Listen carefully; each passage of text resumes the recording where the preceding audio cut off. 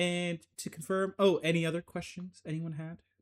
Anything else you want to double check? I know we kind of ended in a very, climactic, big moment, so just want to make sure everything's cleared up. I think the only note I wanted to make was everyone's levels of exhaustion. I believe Strike, you only had 1. Nixia, you had 2, because you went down that one time. And then Ame and Kairos, you each have 3. I don't think that's right. You guys are fucked. Because he never went down. Yeah, I think that's true. No, there was effects that gave exhaustion, but actually Strike might not have got. You're right, because Strike succeeded on the vision. Okay, so yeah, you actually have none. That's good. I'll make note of that. And that's right, because Nixia chose to fail and then also went down. Got it. Okay. Yeah, let me update that. Okay, so yeah, 2 levels for Nixia, 0 for Strike, Ame and Kairos 3. As a quick reminder, now that combat's over, the exhaustion is going to hit you guys, right? It's almost like the after effect. So it's not during combat, but post-combat. And in terms of what that represents, Nixia, for you, it is at 2 levels. You have disadvantage on ability checks, and your speed is halved. For Ame and Kairos, you also have disadvantage on ability checks. Your speed is also halved, and you have disadvantage on attack rolls and saving throws. Yep, it makes sense. But yeah. And yeah, if there's no questions, we'll get into a little recap here. As last session, you all had been down in the bellows of the ruins of Yithrin, the once flying city of the Nethril Empire, long since collapsed, and only recently discovered by you all and the Order of the Many-Starred Cloak. You had succeeded in overcoming the various trials and tribulations, the long remnant and dormant dangers, and even the awakened and returned souls of the incarnated mages. And the bottom, the engine, the room that was locked away behind all the abjurations, is what held the artifact you had come here seeking. You had not known its name before, but in your investigations discovered it was known as the Crux Eternum. It was described as an obsidian obelisk, in a way seemingly standard in appearance, but in reality one of the most potent magical artifacts for an already advanced magocracy, the Nethril Empire. And in reaching the bellows of the city, finding the engine room, only one thing stood in your way. The resurrected form of the High Mage of Nethril, once the second in command and now the most powerful surviving mage of the city, Anvor, the High Mage and Lord of Bleached Bones. And so it began, a conflict between you all and the torrential necrotic energies, as Anvor was wielding the souls of those who died a millennia ago and those who died today. Using the undead souls, he tied together a ritual that involved his phylactery and the Crux Eternum to bring back his power and create an expanded form of immortality, seeking something beyond that which was granted by lichdom. But despite his efforts, you all, narrowly, were able to succeed in pulling away the phylactery and using the power of the Crux Eternum to destroy what kept him alive. And in his final moments, from the spell you unleashed, Kairos, his body disintegrating, he let out a curse and a warning that you might not follow the same path and same doom.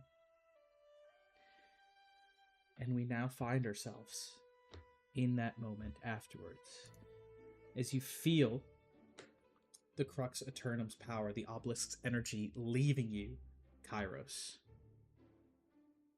You feel something else take hold. As an immense pain creeps across, singes across, a sensation as your skin buckles beneath blackened flames. Some after effect of the magic, something about taking in what's beyond your expectations, and a reverberation echoes. That which was in your body has now left an echo on you, as you feel the flames curl around, racing across. Kairos, you suffer a major injury from the after effects of this magic. And what does this look like?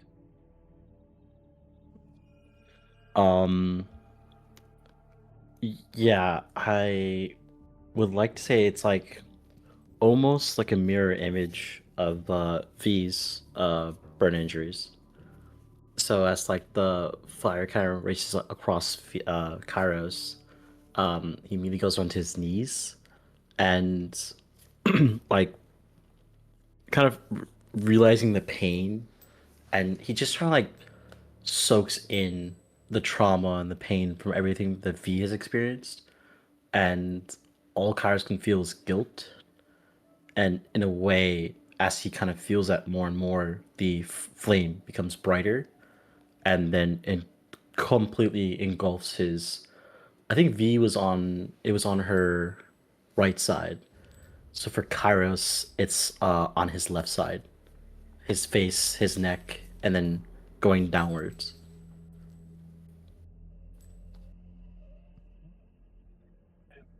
And as you feel that burn, the pain, smell the burnt flesh, a terrible set of scars rips across your face.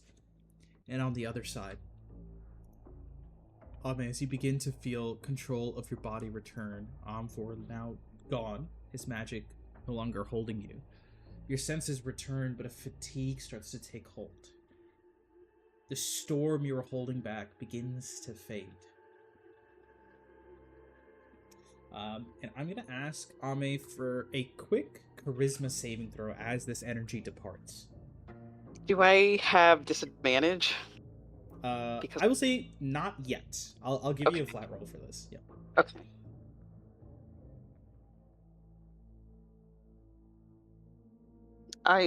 It's 20. Okay. Good. Good. Despite this massive portent of energy leaving, you do not accumulate another level of exhaustion, just from the burden of it departing from your form, and it almost seems to swallow back into the edges of your blade that snaps back.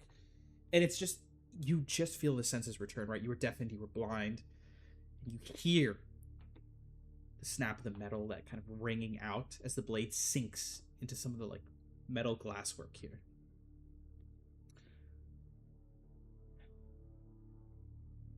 And that energy, that storm is gone, leaving you tired and quiet, like everything subsided for the moment. You strain against your muscles, strain against this pain that aches and rocks across your body. You reach for your sword, but you can't grab it. You can't lift your arm.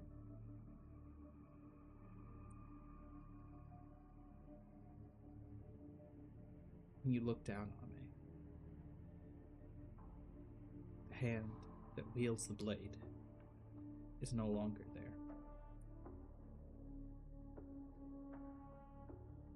In fact, you look further down and you see all that is left from the storm you've tried to call upon is a wizened, burnt, crackled, barely even a limb, as you see it begin to turn to ash and soot in front of your eyes. And Arma, you have suffered your major injury.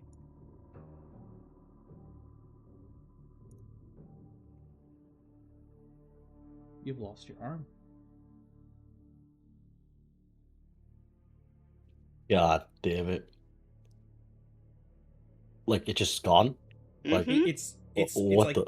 for a moment, there's like something there. It's like, almost like burnt, blackened. Like, it's the lightning strike effect. It's almost like when you see a tree struck by lightning. It's that kind of twisted, gnarled, like almost bark-like look. And even then, it begins to slowly crumble to ash. Oh my god. Oh no. And I'll ask, Sorry. Was that her like main arm? Sorry, his main arm. God, I keep doing it. I mean, yeah, Ame, which arm do you wield a sword with, or most commonly? Because you do one and two-handed styles, but Ame is right-handed predominantly, so I think it would be his sword arm. yeah, the right arm is gone. And I think too, Ame is genuinely, I don't even think he can register what has just happened. And I think because this lightning was so powerful and so intense, it kind of just cauterized his whatever wound he might have had. So there's really no bleeding or anything like that. But his, where his shoulder would be, it's burned. His armor is blackened, and his clothes are kind of like flaking off.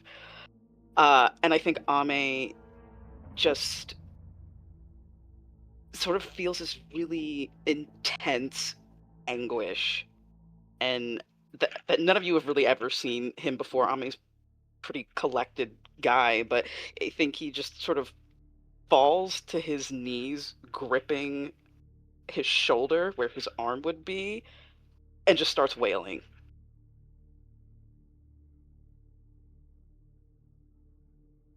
Alas, seeing this happen, Nixie and Strike, is there anything you two do? Yeah. I think the most obvious thing that Strike sees or hears is the wailing.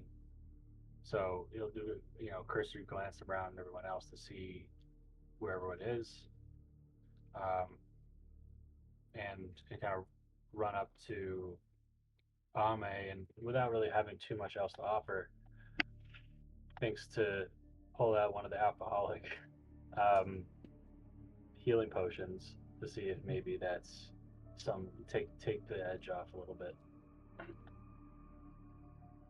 At least offering it won't like force it or anything. It's gone.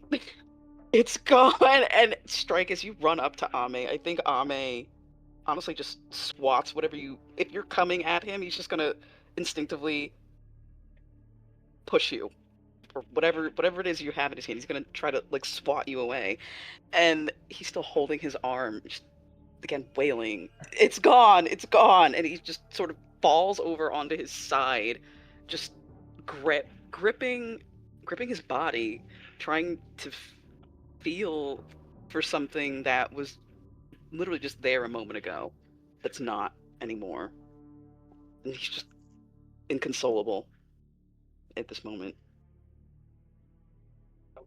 And that's probably the word, inconsolable. Since Strike, being fairly logical, won't even try, and will still stand next to him. Maybe closeness is a comfort to some extent, but we'll kind of start pinging the rest of the team visually. Looking back to Nixia, I mean, Nixia just rose, right? She was down for Yeah. the end of that. Like I think Strike had just healed Nixia. Yeah. So she's up, looking around, sees Kairos, and okay, he's up at least. Something's going on with him, but he's up and moving, and then doesn't see V, but knows that she possesses people, typically Kairos at the moment, so doesn't think twice about it.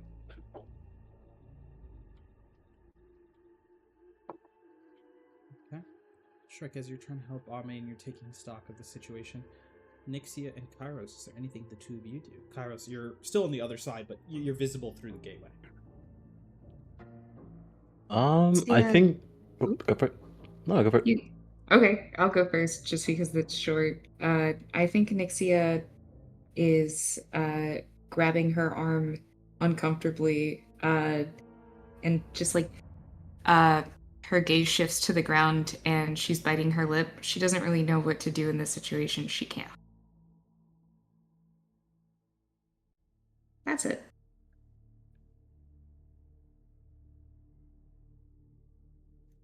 Oop, sorry, it's on mute. I think I don't know because like given Karis like he's burning or is the injury done now? Like It's is like he done. now? Like it's happened. So he's completely burnt right now on the left side, right? Okay. Um, and is the obelisk there? It's still there. Like anything happen? Okay. You ask if anything's happening. Yeah.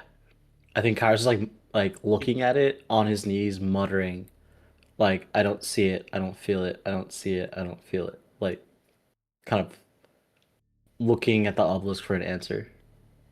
Go ahead and give me a Arcana check. Yep.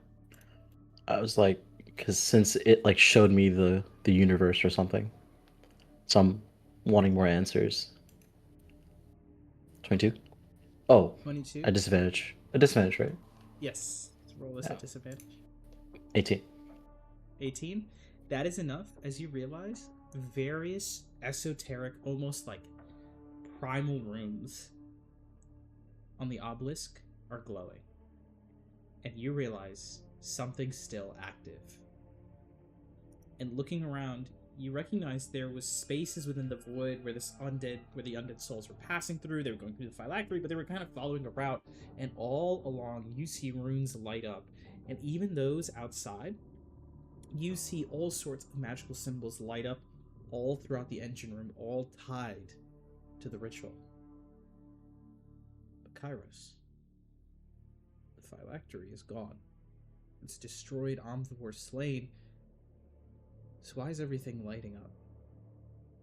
And on an 18, you realize this obelisk was powering that ritual so many years. And now, after reaching the height of its power, the ritual's power, everything's been shut off. And one by one, you see runes start to break and you realize something's about to happen. What do you do? Okay. Everyone's here, right? All of our party members. Okay. You can see them across in the engine room. You're technically on the other side with the obelisk. Okay. Um, shit. Does it feel like it's gonna go off any moment? Yes. Um, with that 18 Arcana, is it still safe enough for me to interact with it for one last thing? On 18, you don't know. So the idea is I want to cast Dimension Door, but I want to use the obelisk to power it enough for me to teleport everyone out of here. You can certainly try. Why not? Yeah, I think if anyone's approaching Kairos, he looks back and you see like the burn marks is across his eye and it's a dead eye. But he looks at you with the dead eye and then he's like tearing up. And out of worry, he'll touch the obelisk and then try to. I know technically it's not a mechanic like a actual upcasting of it, but he will use the obelisk to power it this way, to cast Dimension Door on everyone, like to get them out. And Dimension Door is a spell you do not have access to, right? I do. You do. And you have the spell slot Yes. for it? I have the spell slot for it. Got it. You're just trying to empower how many people Empower. you can target with it. Yes. Yep. Okay. Give me, in this scenario, intelligence or constitution saving throw. Real quick. Oh, a disadvantage, right? Okay. There goes nothing. Intelligence or Constitution. If I Okay, I'm gonna ask the table. I have a +3 to Constitution, but I have advantage on it through like Warcaster. In this way, will the advantage apply on the disadvantage? Oh yeah, I think I let it happen last Okay. time, right? Yeah. Yeah, but I also have a +8 intelligence, but I have a disadvantage on it. Mhm. So Mathematically, on average advantage and disadvantage roughly equates to a +5. okay. If that helps your decision at all. Yeah, no, I think I'll use Watch this. I will use disadvantage for intelligence, but I have silver barb just in case. There it goes. Okay. Okay. You want to keep that? I can't add anything to it. If I use silvery barbs, it's gonna like negate There'll it. be another full roll at disadvantage. Yeah. What's the problem if this save doesn't go through? It's just like the spell won't go through. You don't know. And That would I be would telling. Strike would offer, but I think he's too far away this point. Yeah, I think Yeah. you're. What's it gonna be? I'll try it. I'll try it. Okay. Yeah, silver barbs. Okay. 17. Went Better down than 16. one, up one. You gotta get a little closer. You go ahead and toss out a string of magic that races across like a seam in space, splitting. Kind of like when you look at the surface of past the surface of the water, how something splits through. Each of you watch the slight split in your vision appear racing towards you. And you feel a tug in your stomachs as the familiar sensation of a teleportation takes hold. But as you're being pulled, it is something instant. But in this moment, an instant feels much longer. As the obelisk begins to glow, and all of you watch from within that demiplane. And Kairos, you see it first. Everything around you turns a pure white. Everything in your vision is gone. Because you chose to do this dimension door action, I'm going to say everyone, you can make a saving throw of your choice. It would be at advantage. So Strike, it's advantage for you. Nixia, it's advantage for you. Ame, you would have disadvantage, so this is flat. And Kairos, it's flat. I'm sorry, you said for me it would be disadvantage. You cut out something flat. It would have been at disadvantage, but Kairos' choice to do Dimension Door gives advantage, so they cancel out. You're just going to make a flat roll. Ah, got it. Okay. Would Same mine thing, also right? be a flat roll? I have 2 things of exhaustion. Or no? I think two levels of exhaustion would not affect your saving throw. It does. Okay. Yeah. So you'd still be good to just make it at advantage. Cool. I mean, if anyone wants to roll at disadvantage, I'll take it. No. Not bad. I don't want to end Okay. up like these Hey. guys. Somebody has to have an arm. Success. Hey. I see one failure. Okay. What? Wait, who? Probably me. Could You I? all watch as the void takes hold. Yeah. Is there any way I can take the effect from whatever's happening to Yeah, Ame? sure. I'll You're take closer. it. I'll let you do it. Yeah. Yeah. Okay. Go ahead and roll a d20, Karis. It's nice knowing you guys. 19. Is that good or bad, man? It's good or bad? Is it good or bad? Isn't that the question? What? Normally you choose that before he rolls, but this is fun too. Okay.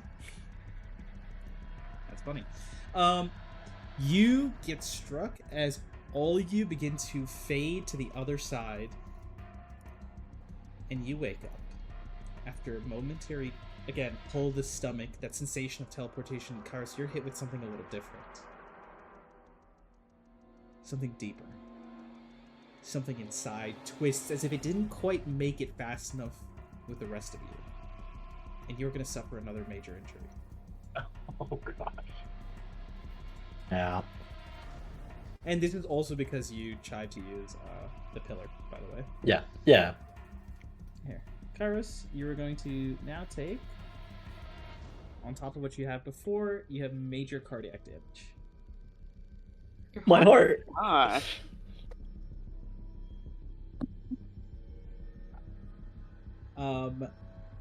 And all of you feel that tug, like a moment stretched out, and then as you come to, some of you immediately feeling the bile kind of rise in the back of your throats. You are not in the engine room. You're somewhere else. You look around, you don't see the sun, you don't see the sky, you just see stone above you. You are somewhere. Still below the earth. What do you do here in this moment? And then Kairos, you begin to feel that like disjointed pain from within at the same moment. Yeah, I imagine I'm like in the fetal position, wheezing, like not being able to move. I think it's spaced out for a second. Where are we now? You've just Kairos like teleported you all, and you're just somewhere else. Oh, we don't know. You're like some subterranean tunnel, but you don't really know like what that entails or mean. Like you're just somewhere underground. I think Strike will probably look around at just the, ever practical, trying to see if he recognizes where they might be, or determine where they ended up. Yeah. Do you want to make like a survival check, a nature check? What are you going for? Probably investigation to see if they, Mhm. see anything that clues them in. Okay. Yeah, go for a investigation check.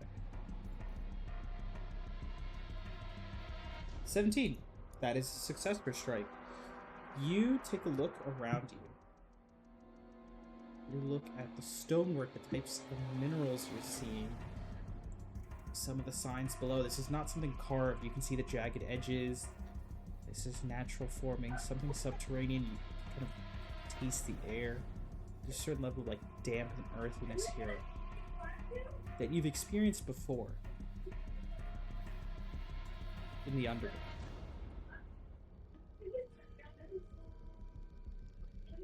You are somewhere in the Underdark, somewhere subterranean, but you're not sure what Kairos cast, right? In the moment, you didn't see. So you're you're in the Underdark. You might need Kairos, like the context of what Kairos did, to get a better idea of maybe how far. Okay. And upon visiting the city, was that known to be also an Underdark or just subterranean? I think with your knowledge, Strike, you'd approximate like, hey, like Ythrun was closed off due to its abjurations and protections, but physically it must have been in the equivalent of the Underdark, right? Gotcha. Okay. He'll again take a look around and see another look at the party. Didn't get a good look at Kairos at the moment, and he's now curled up on the floor, so he's going to take a closer look at Kairos. And I suppose try to understand what's going on, because he didn't really see what happened at the end there. So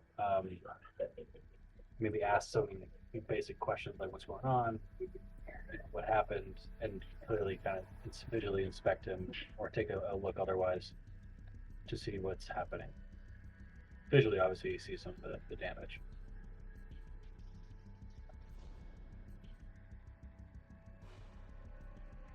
I think Ame would be of any help in this instance, truly. Probably. Oh, go ahead, Shirley. Go on.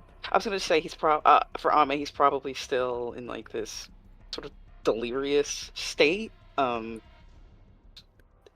really present at all in this moment. Did I gain another level of exhaustion, Prof? Yeah, you also gained. Okay. Yeah. So like yeah, I think if anyone approaches Kairos, he's wheezing. He's on the ground. Like he's trying to catch his breath. He doesn't know. He doesn't understand what's happening, but also like, I think he's still like feeling that guilt of what happened. So he's kind of like barely paying attention to what's around him. So maybe just a visual, maybe like visually Strike can see what's going on, but imagine the burns mainly cardiac can't really see, but maybe do like some type of check just to see if there's any magical component to this that could be expelled, or is it like actually physical damage? Yeah, great question. You can make an Arcana check if you'd like. See what you can understand. And I'll say, same time, Nixia. Now that like gateway isn't there, and you guys are just all in the same like you're all pretty close to each other, like 10, 15 feet away now. You, with your passive perception, will also be like getting all these details. But speaking of details, damn, on a 30 Arcana, you see Strike what feels reminiscent to like the risk and danger factor of dealing with ley lines, potent ones. Something along that line, like arcane energy, is twisting through Kairos. The issue is this is like the latter components. Like what's in his body right now are the sparks of what's twisting through him, but whatever happened was almost instantaneous. So even though magic caused it, it's not like, hey, it's a spell to dispel. It's like, hey, the magic ravaged his system and it's over. This is just what the after effects are. With that amount, is there a trace of the spell that he just cast? Yes, on a 30, yes. To that point, you would know, looking at him, looking at his state, what's happened, thinking back to the details, you're like, it's Dimension Door. Something like that was cast. Obviously, more people were grabbed, and it might have come through a little stronger because of the obelisk, but it's not teleport or teleportation circles here. Like, we couldn't have gone that far. Okay, so with that knowledge, does he suspect that it's still somewhere in or around the city? Yes, you think you can't be, like, when I say can't be that far, like, you're not just in a random spot in the Underdark, who knows, on another continent. You're like, no, I'm still pretty close in terms of whether it's 10 minutes away, an hour away, or, like, 3 hours away. That part is hard to judge. But you know you can't be, like, days journey or something like that. You have to be Sure. somewhat close. Okay. Well, seeing maybe just checking up with Nixia, doing his own check as well, just to see if there's any immediate danger then.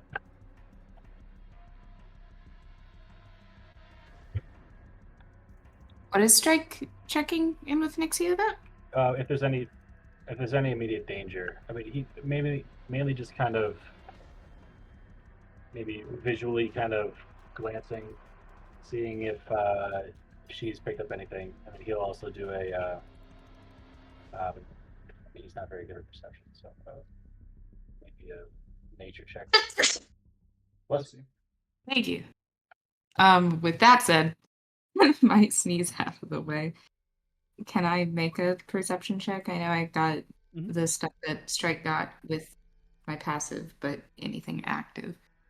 Yeah, you can make a active perception check now, right? Because like Strike mentions dangers. You're like, okay, what is there anything to call out? Anything to notice? Oh. Can I do a nature just to see if there's anything? Yeah. Related to that. Okay. Both of you pick up. There's a shared detail that both of you pick up on. There are tracks on the ground that you first notice, Nixie, and you kind of point to. They are large, kind of multi-toed, whatever, like limb or foot this was, and they kind of have the pointed ends like claws. What's interesting is how many of these footsteps, like the way they're spaced together, it doesn't look bipedal or even quadrupedal. This looks like something with more than like 4 sets of legs. And as you think through like your knowledge of the Underdarks and the research you did because of your previous excursions, Strike, you get the deepening concern that where you are might be a monster's territory. And as you start to pick up on some of the tracks here, you think it could be Bahir territory. Which, for context, is a highly dangerous, lightning-based monstrosity that's known to hunt other, like, apex creatures, predators, and even, like, types of wyverns and dragons. Oh, okay. Is that the same creature that we saw in the other Underdark city? No, it's a different creature, but you're like, it would... Actually, would you even notice... You roll pretty high on your nature check. You would say about the same level of danger, though. Okay. so not good. All right. Well, so I guess gleaning that, seeing that two members are on the floor, I'll turn to Nixie and say, "We got to get out of here. I don't know where really we are, but what I, I'm really concerned if we run across one of these, even when the whole group is healthy. So we need to quickly, quietly get out of here. Can you help me with this? With one of them? I can try.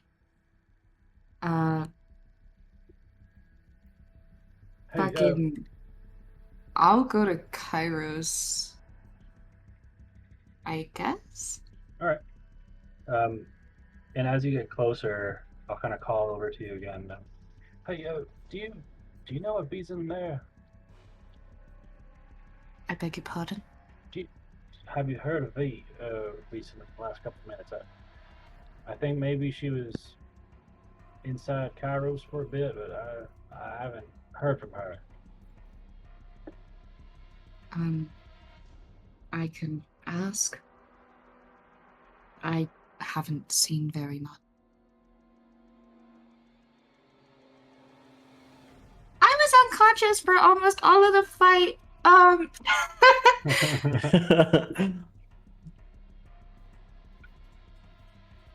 But Nixia will nod and continue to walk over to Kairos, who is still in fetal position on the ground. Is that correct?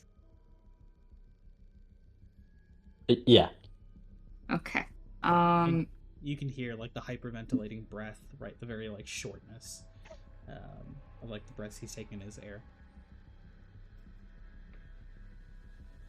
As she approaches, she's gonna squint her eyes at him for a second. Could I make perhaps a medicine or arcana check to see if lesser restoration would help it at all? Yeah, you can make a check. Where's my cursor? Either one would be fine, medicine or arcana. You can go for either.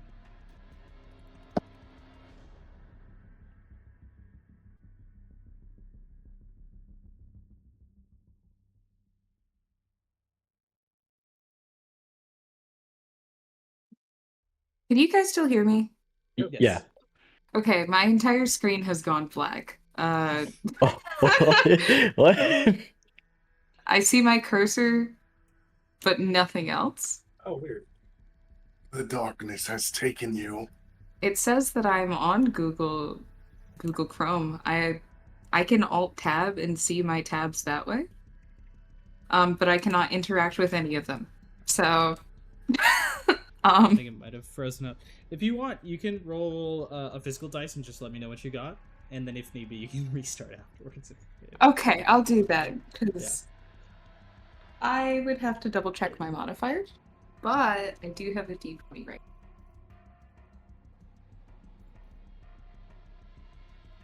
Or so I thought. Hello? And I think there it is. Modifier for medicine would be +8. +8? Okay, well I rolled an 11, so that would make it a 19. 19. Lesser restoration maybe could help, but you would need spell slots beyond where you're at. And even then it would be an uncertainty. You think you'd need something closer?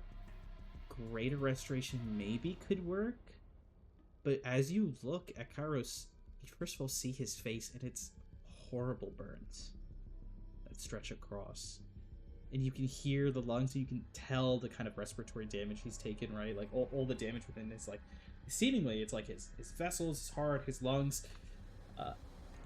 It's that thing of, like, healing doesn't work, because it just brings you up to a certain stable state.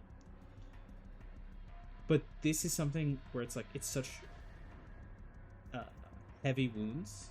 You would need something like regeneration.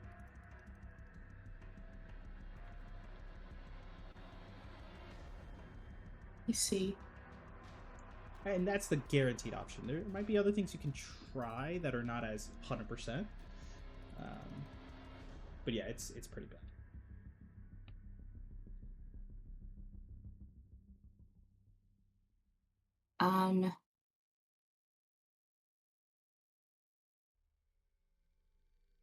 Lexi doesn't fully understand physical pain, so I can't be the comforting voice that Kairos probably needs right now, but can you stand?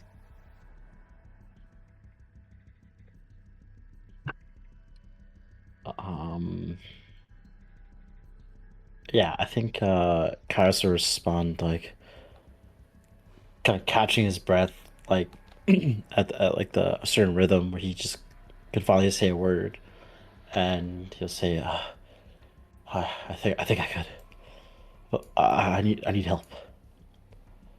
And he can't like I think at the moment he can't like see or understand what's happening around him, so he'll just try to like randomly kind of out in the air like reach for his hand onto something. Keep your hands down. And Nixie is just going to like hook her arms under his like armpits and try to pull him upwards.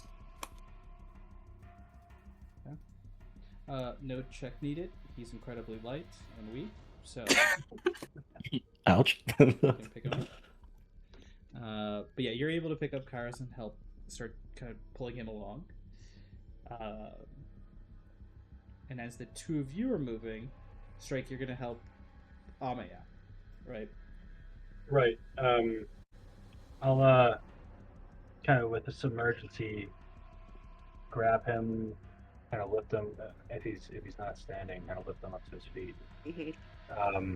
Do a quick little overview of what the damage is, and I'm sure he's still kind of out of it, but kind of try to get his attention and grab his, I guess, face, like both sides of his head, and kind of stare at him. You kind of like force him to pay attention. It's like something very bad's happened to you. I see that. Don't worry. I think I have something to help you. Maybe not fill that void, but anyway, I have something in mind. Anyway, we are in danger still. We need to head out. Can you walk? Yes. Right. Well, come with me then. We need to find somewhere to lay low for a bit, and we'll kind of, well, I guess, kind of follow along. But neither of us really know where we're going. So, I guess maybe could I do another nature check to see if there's an idea of which way to go, just to get away from the tracks. Yeah, you can give me a nature check, and that will be the first part of the skill challenge. Because to make your way back, you guys will need 5 successes before 3 failures. Oh shit. Okay. Oh, do we have disadvantage, me and Ame? Mm-hmm. Yes. And Nixon. Oh. Oh. And V's not here. Yeah. And you've not heard anything from V if you want to try to find that out. But yeah, you've not heard anything from V. The rest of you are exhausted. Strike is the only one who's not exhausted, though. So, Strike, you will make this nature check normal. Let's go. That's great. Fuck you. Oh my, thank you. Okay, well, we're banning Strike for the rest of the... Don't do that. He did his job. 28. I think what happens here, Strike, on a natural 28, it is your tie-in of nature to your specialties around magic. Because you researched the Underdark before, and I feel like Strike, knowing Strike, the things you probably researched the most was like, hey, is there any good materials down there? Right? What's the unique stuff? Like, what's the plant life, the maybe minerals or metals, what stuff you could use? And there are some traces of some of the Underdark fungus. One of the variations that is known to grow closer towards points of magic, and sometimes it's used as a sort of guide to ley lines or magical artifacts. Of course, sometimes it can flip over and sometimes people will find a bunch of them outside the lair of a very dangerous, right, potent creature. But you start to find traces, and you think back, even if the city was abjured and not quite accessible to living creatures or, like, dungeon delvers and the like, for the most part, there might still be cracks here and there, and maybe ways for some of that magic to leak out from the city. And maybe following these would give you your best shot, getting closer to the sources of magic. And I'll say on the natural 20, you're able to do this while also keeping an eye out for what are bits of either scales or elemental residual, like energies, usually like lightning, right? Any sort of unusual charges. You're avoiding those. So you're accurately following the traces towards maybe more potent magic without luring yourself into a Bahir Den. So that is going to be 2 successes off of Strike's check, as you guys now have a direction and start trekking through these deep, dark, winding tunnels in the Underdark. Who would like to go next? I'll just rip the band-aid off. Okay, so he did nature. Can I do investigation? If that's okay, to check to see, like, to make sure the area, like, intermediate surrounding isn't like the den of the creature, if that makes any sense. Like the signs of the creature. To kind of, like, figure out the pathing, to be like, okay, I don't see signs of this creature this way. That's probably a good sign. Like that. Yeah. You can totally go ahead and make an investigation check. You're trying to find signs of the Bahir and avoid them. Alright, there we go. Okay. A 10. You take Strike's advice and the way he's guiding the group, and you try and build upon it, and you do see some places where it seems like the claw marks and the like have grown less frequent. You get to these more jagged tunnels where there seems to be a little bit less overall vegetation and fungus. There's still a few of those like magical attracted ones, but everything else seems to be a lot more tapered down, and you're like, maybe it's like less food, it's like more barren. Maybe as like a predator, it's not coming through here. Oh, and you start leading sorry. the group through. Mm-hmm. Could I have used Archie to help me in this encounter, this check? Would that negate the disadvantage? Just do a flat roll? Oh wait, sorry, no, you can't use Archie. He's dead. Archie's dead? Yeah. Damn. You were in that fight, you were hitting force damage and all that at the end. So oh god. When you teleported out, he wouldn't have been here. I should have noted that. Technically, Ame's blade wouldn't have been here either, but that can be summoned with like a bonus action, so that isn't too hard to bring back. And what about Levi? He wasn't. Levi, I think we've usually considered as like one of the party members for the purposes of like spells and the like. So I would say, actually, Kairos, we'll make you roll a luck check if your dimension door reach Levi. We'll roll a luck check as long as you get, we'll say, an 8 or higher. Levi will. Okay. Yeah, oh Levi, my god. Levi's I'm sorry. He's a party member too. I'm sorry. Like your dimension door was racing towards Levi right before the obelisk went off, and then it never quite got to him. That was a beautiful roll. Thank you, Shani. So yes, you That's roll how things are going. and you're seeing less vegetation. It's getting more barren. You're like, maybe this is it. And despite you being the one that leads the way, you don't hear it first. Nixia is going to be the one that hears it first. As you all are traveling through, you are going to hear sounds of clicking in the darkness. Something Nixia notices at first, and then, knowing that Rin's also restarting her computer, we're going to turn over to the rest of you. What is your passive perceptions? Godspeed, everyone. This is Rin from the. Uh-oh. That didn't sound good. You back? Oh, I've been here. It's just that I couldn't access my character sheet because I was resetting my computer. I joined on the phone, so I could not miss story. Okay. Good. So yes, smart. you're gonna hear it first. Then Nixia is like, Yeah. this clicking sound echoing through the tunnels. Yeah, Wow. perception is 12, so Yeah, so yeah, the rest of you are not seeing shit. Only, unfortunately, Nixie, in terms of passive perception, is going to catch this. Do you say or do anything as you kind of hear the sound? It's like coming from. It's almost like multiple clicks, like echoing through the tunnels. Yeah. I think I don't have a way to say this, like, through anything other than. Yeah, I don't have message. She's just gonna whisper. Just don't speak. And point towards where the noise is coming from. That way I don't have to continue to talk and make us slightly more conspicuous. They're trying to point as the rest of you turn and see, as Nixia says to be quiet. Can all of you give me stealth checks? And then Rin, if you'd like, you can again roll a physical dice. I have your character sheet open.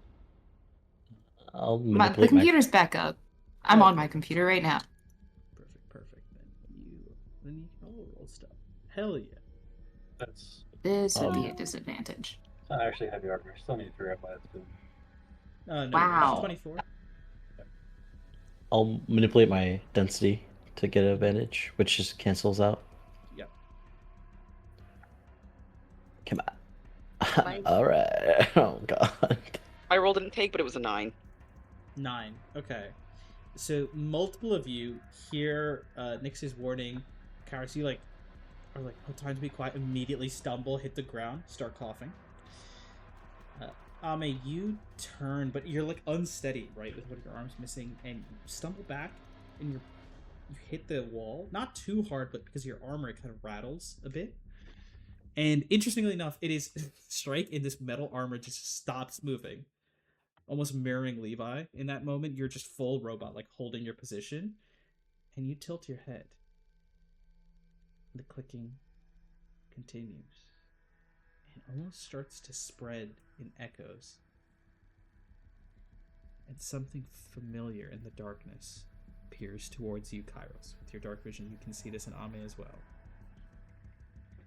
A long, bird-like beak, massive claws, like hooks at the end of their limbs.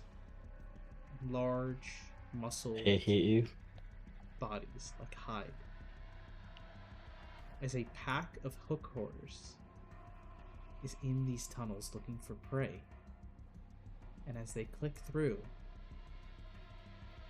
all their empty eyes are looking in your direction. You see there are about 6 like fully grown hook horrors, a few like younger ones, but it's like a full family pack. Oh boy.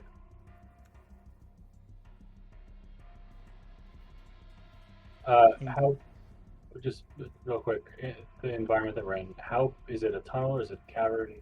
It's like one of the tunnel. You're still in one of the tunnel spaces, but it's like where it's multiple directions pointed out, almost like an intersection of tunnels, and you see them clicking, turning towards you.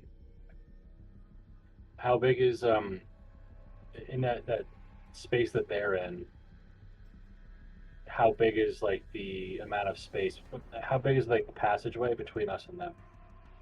Is it like a tunnel that's 20 feet wide, 10 feet wide? You know. You'd probably say it's about 40 feet across. And how high? Probably like 30. All right. And they don't notice us yet, or they're staring at us? No, they know.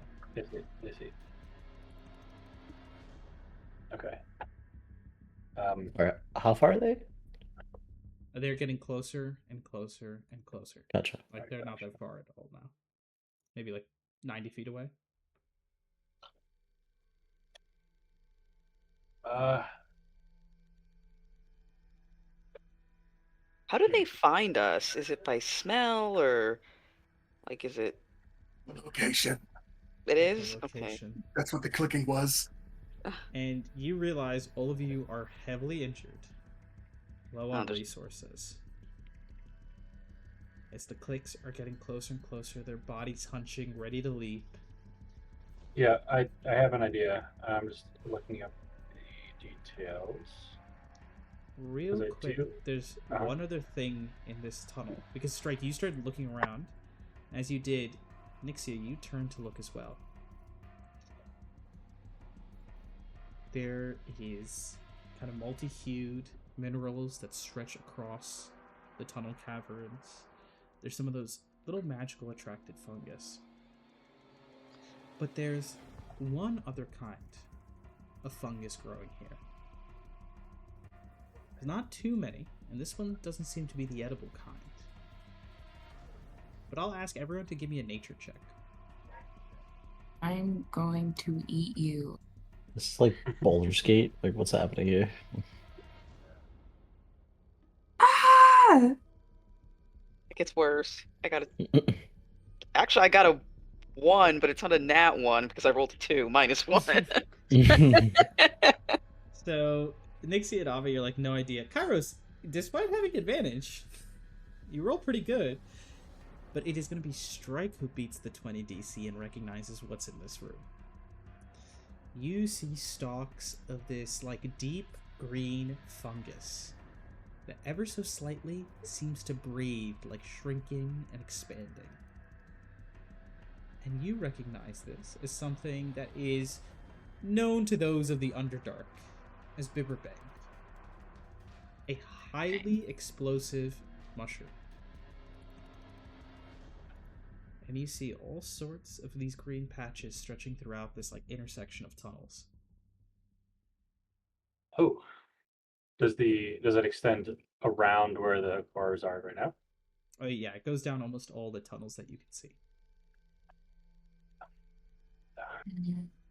Okay. How does everyone feel about shielding right now?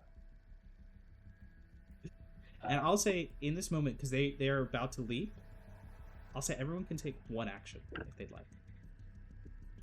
And you know this is like a large number, so what I will say is direct combat might be tough. But I'll let you decide. Okay. I'll hold action, a spell action. Like if they get closer, like within 30 feet, I'll cast it. Okay. To throw my 2 cents in, I don't think you're going to outrun these things in the condition you're in. Well, we can try. I'm just trying to get some of the details here. Quick plan when I literally have no time to plan. Do we have any? Yeah, I guess we have something. Okay. So yeah, I think Strike's action would be to. So one of his infusions is the wall shield. And so what he's going to do is he's going to take his shield, slam it into the ground, and it's going to expand magically to create this wall between us and the Hakors, the Hakor pack. I need to take a look at it to see exactly how big that can be. But it's essentially wall of stone, that spell, and I get 5 panels, not the full spell. I see. Wall of stone. I can give you the description.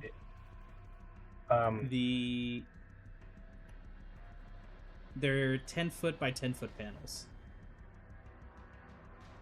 Okay. Or you can make them 10 foot by 20 feet, but thinner. Like much thinner. Okay. So I guess it's kind of hard to visualize this, but if I make them 20 feet. Mhm. And how Like, far is jump? what you can do is you can try and make it harder for them to climb up, if that's what you're going for. If you're trying to increase the height, you can try and get a few panels out near the tunnel they're coming from and try and increase the height. So they can Sure. still maybe climb over, but it's going to stall them as you guys try to hobble away. Okay, and these mushrooms, is it localized in the tunnel, or is it, along like the damp parts at the bottom, or? They're mostly along the lower portions of the tunnel. Yeah, they don't grow as much on the ceilings, but they grow all throughout the side walls and kind of mainly the ground. Okay, But so, I will say they're explosive in a flammable sense, so they need ignition. So as long as there's no fire, like the wall won't ignite them, you might just crack a few. Gotcha. All right. So, so his action will be to create this wall, to kind of create this barrier, intentionally trying to go up the walls enough to segment these mushrooms. To kind of separate the mushrooms over there versus the mushrooms over here. Okay. Trying to create these blocks to separate them out. As you put that down, anything from Ame or Nixie, or are you guys just getting ready and turning to run?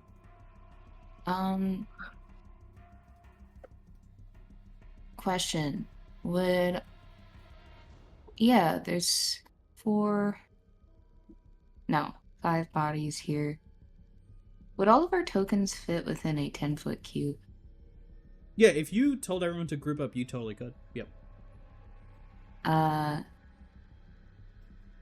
have an idea. Hey, if you could shield us, then that's great. I can. In a rather unorthodox way. I'm double checking the spell. Depending on what Rin describes, could I take my action back? Yeah, if you like, you're trying to do the measurements of the wall, and you see Nixia like suddenly group up with you because you have Ame, Nixia has Cairo, so you guys group up, and all of a sudden Nixia's getting ready to do something. So yeah, you can wait on your wall. All right. Do you guys like Metal Gear Solid? Yes. Hell yeah. Hell Cool. yeah. Can I cast Ice Sculpture and create a 10-foot box around us? This is the best day of my life. Yeah, you can. I've seen a box before. Go ahead and roll 5d8. Okay. And we're gonna add twice your spellcaster modifier, which I believe will be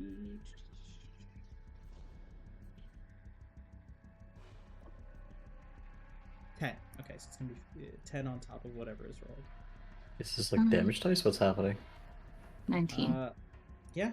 So you wrap this cube of ice around as all of you huddle in, and you form this like box of ice as you see the hook horrors beginning to almost like leap forward, but then seeing that appear, walking up towards it, clicking.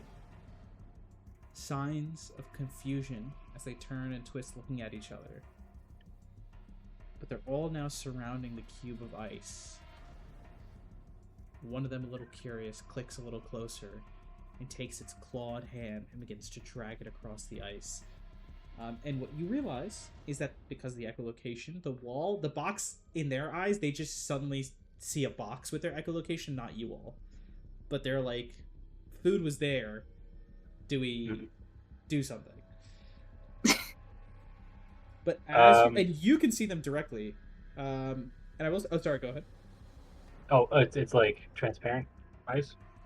It's yeah. opaque, I think, right? Yeah. Like, so it's still It's harder a choice. to see you. Yeah. Cool. I can by the choose way, whether it's cloudy or if it's clear. I'll say it's clear because they blind. Yeah. If you would prefer.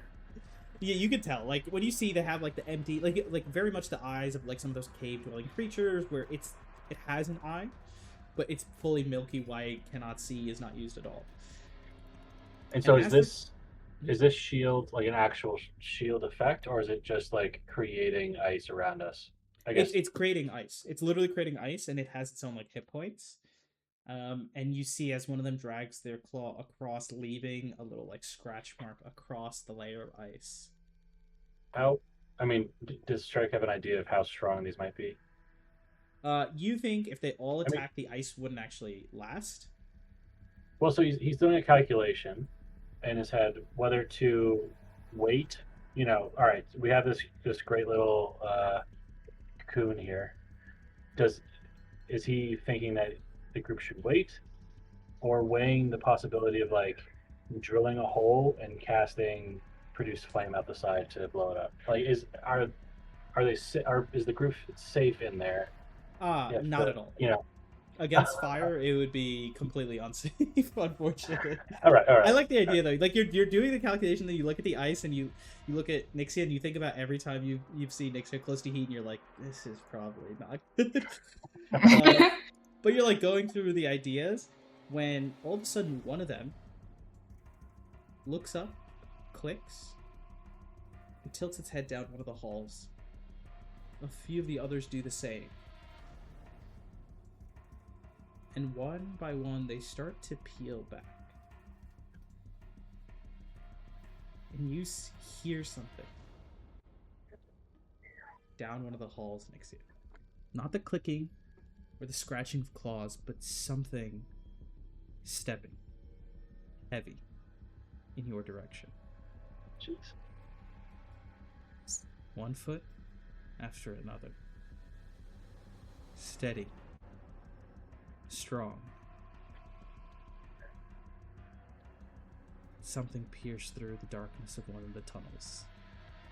And I believe the only ones with dark vision past 60 feet are Ame and Kairos. Is that correct? Yeah. So Injured you boys. see a silhouette next to you. And as you squint a little closer, Ame and Kairos, you begin to see something as well. I'll ask Evan to go ahead and describe what they see. What the fuck? What the? I beg your pardon? Yeah, I suppose given the extreme distance, one might take this person, humanoid person, for a noble draped in a ceremonial cloak. A wandering monk, perhaps, or a noble, a high priest. The crimson mantle they're wearing is rich and colorfully. I'm having a stroke. Carefully crafted, layered with embroidered patterns, so intricate they seem almost hypnotic. Said cloak hangs from narrow shoulders. A high collar encircles the neck. Nothing about the attire suggests barbarism or savagery, but it does obfuscate essentially everything beneath. You're not sure what's with their head from this distance in the dark. A mask? Some weird white helm? It's hard to make out details. And I suppose that's all you get at this distance in this moment. Perhaps when they get closer you can discern more. Jeez. And slowly stepping forward, continuing on your path. And with every step this figure takes, the hook horrors do not approach, but instead back away. One by one, the pack begins to spread out, fan out, but not circle around, but instead back away, almost like going back through different tunnels, keeping their distance, keeping their direction as they like kind of click with their beaks, still pointing to this figure who's 90 feet, 60 feet, and soon 30 feet away. The dim light of some of the kind of mineral and crystal outcroppings in the walls beginning to reflect onto them. And with a little bit more detail, what else do they see? Closer and more light, you can discern that this person is not human, not dwarf, not a race known from the surface. Its proportions are wrong in ways the eye struggles to define at first. The body is unnaturally slender, almost fragile in its silhouette, but there is no weakness in its posture. It stands with a poised stillness. The cloak, as I mentioned, conceals much of its frame, yet you catch glimpses of this black titan emerge from the shadows beneath the fabric, a hard, glossy exoskeleton where skin should be. long limbs fold beneath the robes like those of some predatory insect. The visible portions are lean, jointed differently than any mammalian anatomy. Its legs bend backward, digigrade and unnervingly clawed. And its head, you get a closer look at it. Your eyes are drawn there, given its stark white color. Where one would expect a face, there is instead an ivory structure, so strange that your mind searches desperately for some familiar comparisons. It's not a mask. You can see that it's too seamless to be worn. It's almost skull-like, yet it possesses symmetry and artistry no natural bone could achieve. The pale surface rises upward into two long prongs that sweep towards the ceiling. Between them rests a narrow hollow, giving the entire structure almost the appearance of a crown fashioned by some alien hand. On its head are delicate swirling engravings on its surface. And the light catches what would appear to be gemstones, crimson in color, embedded in what you imagine is the forehead. But then you see the eyes. Large, black, glossy, depthless. There's no visible pupils, no whites, no easy way to tell where the creature is looking. Almost like polished obsidian more than living organs. But you do see something in those eyes. An intelligence. Predators possess focus. Animals possess instinct. These eyes possess judgment. As I have no doubt that it sees you in this nice little ice cage you made for yourselves. Oh, okay. So somebody apparently doesn't like Metal Gear Solid. And you will see this figure, and once again, hook horrors click out, and there's something that they hear. Something that none of you hear, but that this individual seems to carry with them. The faintest rumble, growl from within, beyond the scope of what your mortal ears can pick up. But the hook horrors can hear it. The hook horrors, somewhere in their instincts, can recognize it. And they begin to back away. Step by step. Fading into the darkness. As this figure approaches your safe little box of ice.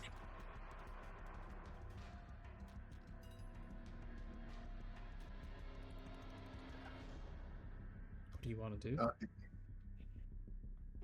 Well, as it gets closer,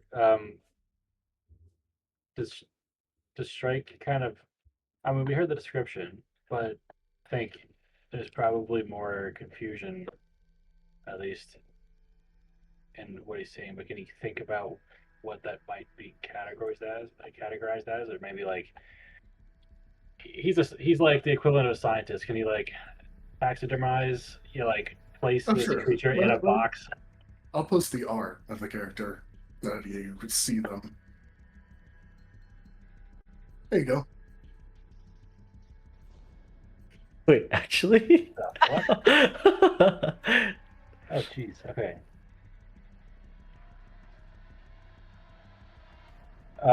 Okay, so based on that really helps. But does Strike has he? I mean, I guess you already said that it's not something that's recognized on the surface, right? Yep. I mean, Well, is you there can make any a type of nature check? All right, a nature check to see any gleaning of like, is this like a, a hive mind? Is this someone like a lone figure? Is this some type of astral creature? I don't know, something. Yeah, I think it's one of those things where you don't have like a name pop in your head. You're not like, oh, this is, X. But on a 20 nature check, it's instead you going directly to the biology, right? It's like, what would Strike pick up from the form, from the movements, from the details? Because there's no name that comes to mind like this is like, like if you were to see like a Dwergar, where you just be like, oh, that's what they are. It doesn't come up like that, but instead you look at the details, you think hive mind. No, the intelligence, the movements, they're too measured, right? There's a little bit of that individualistic nature. You've seen hive minds or mind control. This isn't quite like that. The figure definitely looks to be not, human or elf or anything standard like that, but it's still not, to your knowledge, something that looks like a aberration, a monstrosity. I think this is a humanoid, just a very strange kind, right? Still a thinking mortal creature, though. The thing is, it has this insectoid-like features that you catch note of, and you think this must be a denizen of the Underdark. You don't know the name of the race, but you've heard there's quite a few, especially some that kind of carry maybe similar or general features that are in the same vein. But this is definitely something that's not from the surface. This is a being of the Underdark. Yeah, based on that, with Strike not having much to go on, he's gonna hold an attack action, waiting for some type of aggressive movement. So I know we're still in the icebox, but yeah, he's wary. Quick question: do any of you speak Undercommon? I speak Yeti. No.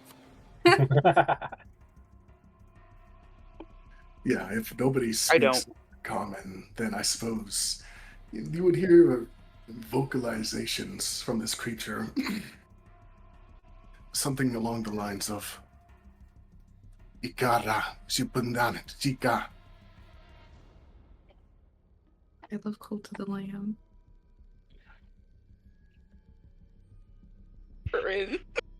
I know that it's Hollow Knight, but that sounded exactly like one of the voice lines from Cult of the Lamb.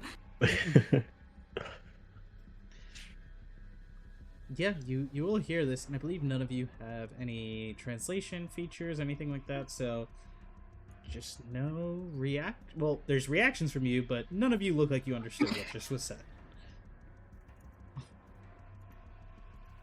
I don't have the energy to fight with Kairos in my arms. Do we have another way out of here? Because this isn't going to last. And she points at the wall. To be honest, I'm a bit out of ideas. If we can't find a way out, I think we just have to try to communicate with it.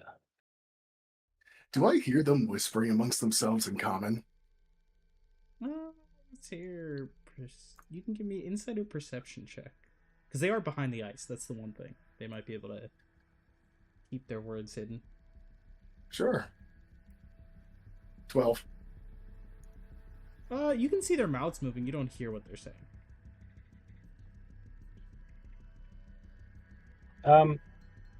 Here, let's try this. So, Strike. Yeah, this is a bit.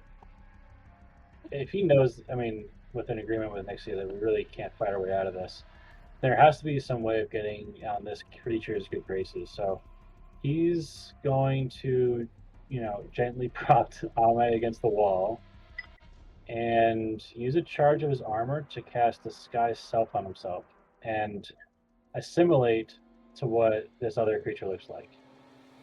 Right?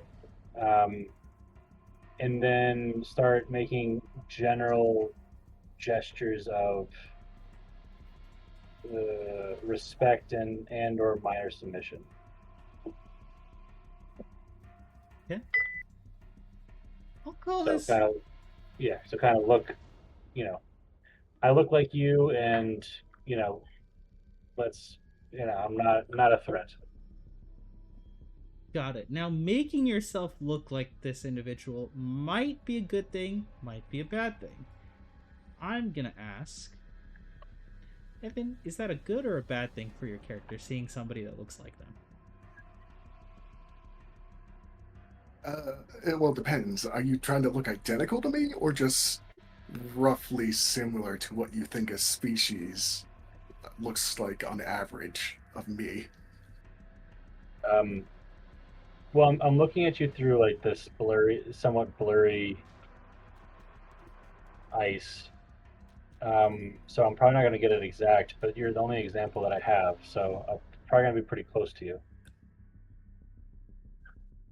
But obviously not exact because I can't see.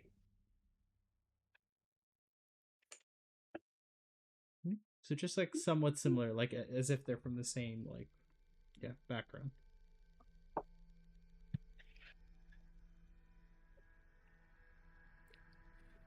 I suppose it would tilt its head to the side. You're kind of unsure of what they're thinking, but eventually a black clawed chitinous hand would extend out from the cloak in a beckoning gesture for you to come closer. I think Nixie is gonna drop Kairos. Sorry. And Ouch. go up to the wall and breathe on it to write, like glass. Do you speak common? You breathe that out, write it. Maybe write it again, realizing that it has to be like the opposite way for them to read it. But you get your message across.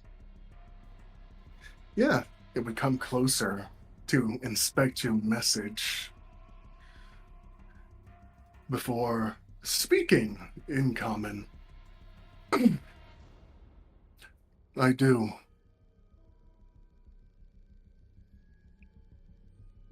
Nixie is gonna look over to Strike and put her hands up. Should I melt it? Do you feel safe?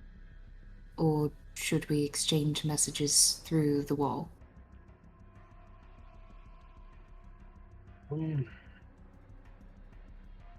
Well,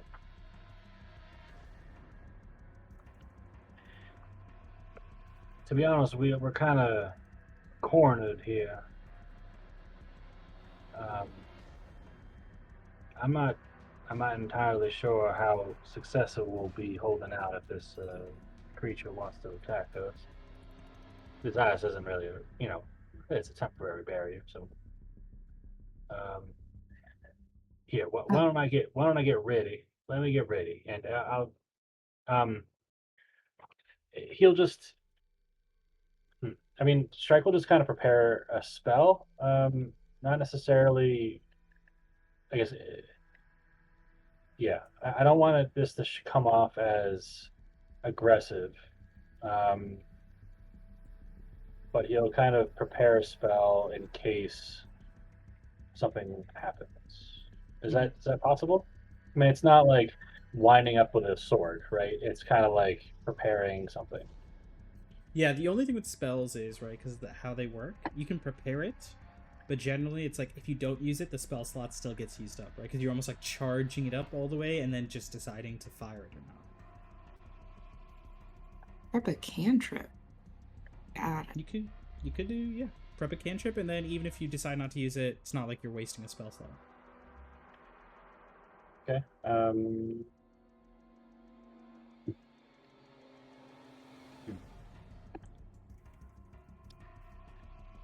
Yeah, I think yeah, it's not that valuable. I'm gonna prep something with a charge for my armor. Okay. Yeah, that you Given can that, do. yeah, given that I'm right outside the ice, so I imagine I see and hear you whispering and conspiring right in front of me. I did purposely make it rather thin. Um, I didn't consider that you couldn't cast through it. I can. And she's going to end concentration on ice sculpture and let the box melt. Okay. The box melting, this new figure. Oh wait, in it's front not of even you. concentration, lol. I'm just gonna break it. And upon the box falling apart, Strike will cautiously just say, "Hey there." Well, as you can see, well, thank you for scaring off the hook horrors. We are on our way away from here to take a rest. Would you mind if we pass?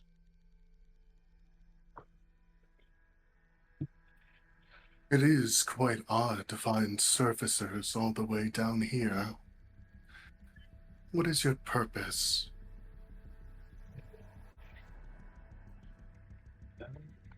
Wonderful Strike. question. Mhm.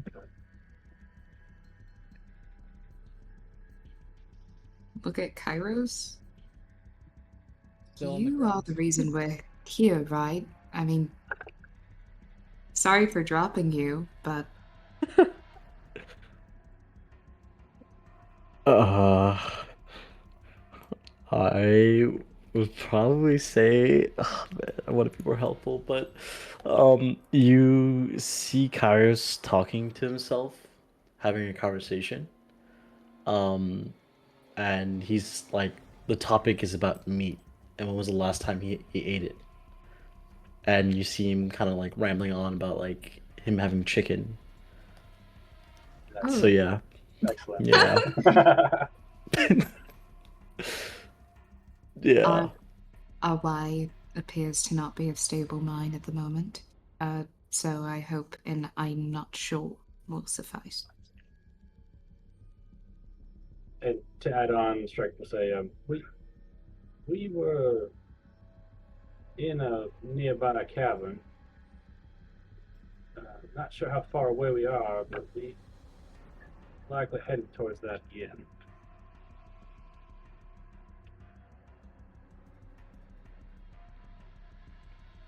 I see. You and yours are in quite terrible shape. I imagine you wouldn't survive long down here.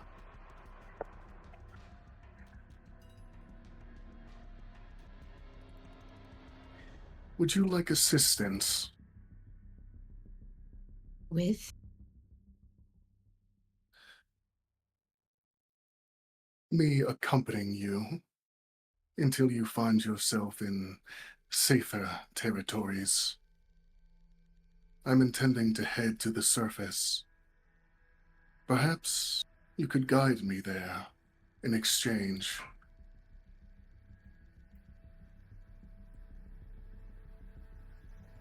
Is that it? Guidance to the surface for some protection on our way to rest.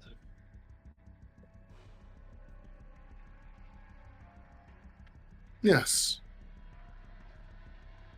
of course, if it's agreeable to you.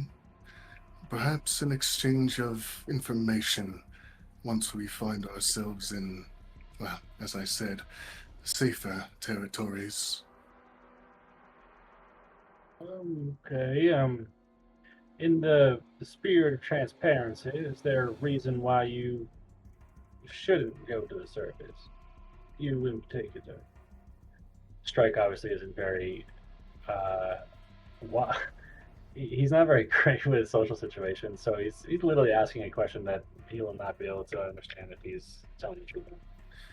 Your caution is wise. If it would put you at ease, I am capable of weaving a spell that compels those within to speak the truth.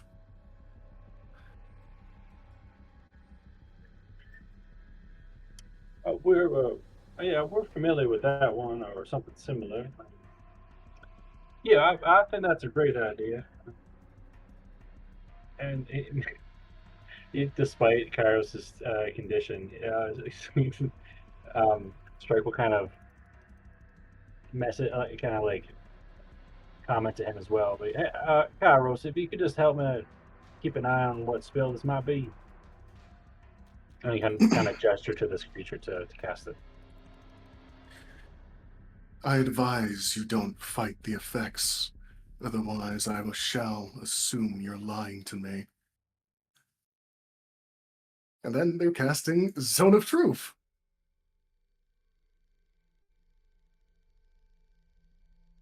Strike has experienced that before.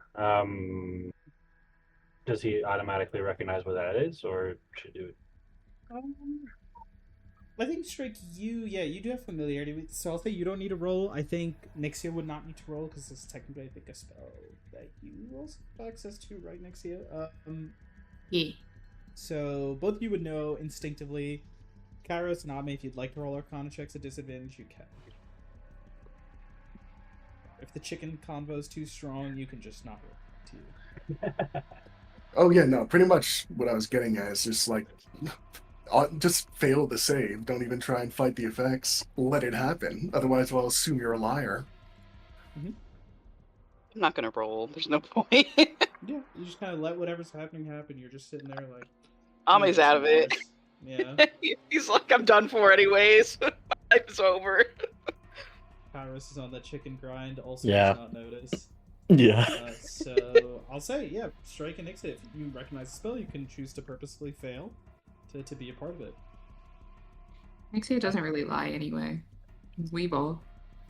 I will choose to fail. And Strike is terrible at deceit, so he will also choose to fail as well. Okay. Yeah. Then they'll fail for their own spell being in the effect. Mhm. As they say, I seek the surface because I am being pursued. I believe I can find refuge there. Time to gather myself. I wish you nor yours any harm.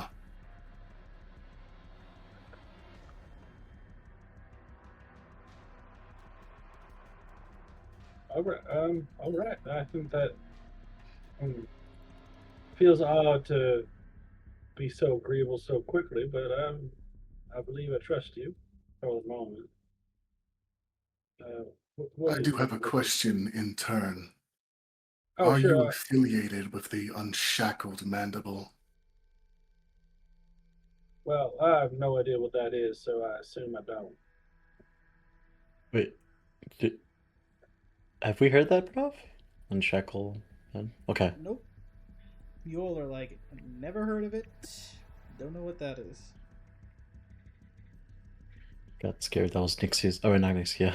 What's her name? Oh, My God, Nesna's where? over.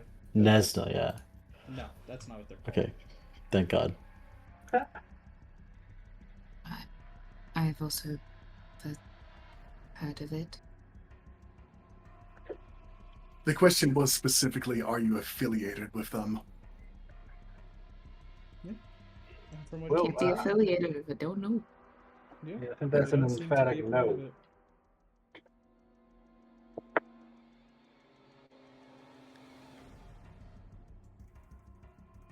And I guess turning to Nixia, well, seeing that the others are a bit indisposed, what are your feelings on the matter here?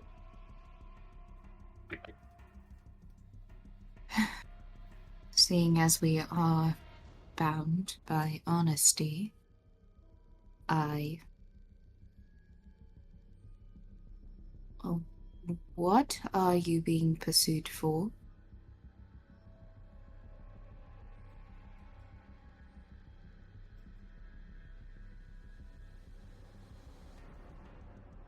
They would take a moment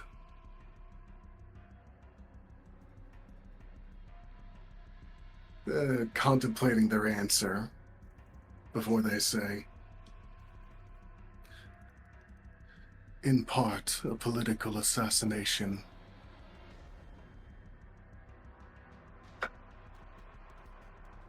In part. Yes. And the rest of it?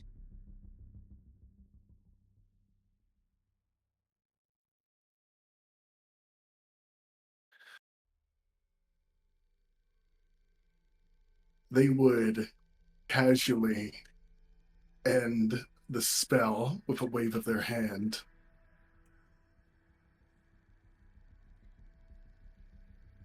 As they say, for reasons I feel necessary to keep to myself at the moment.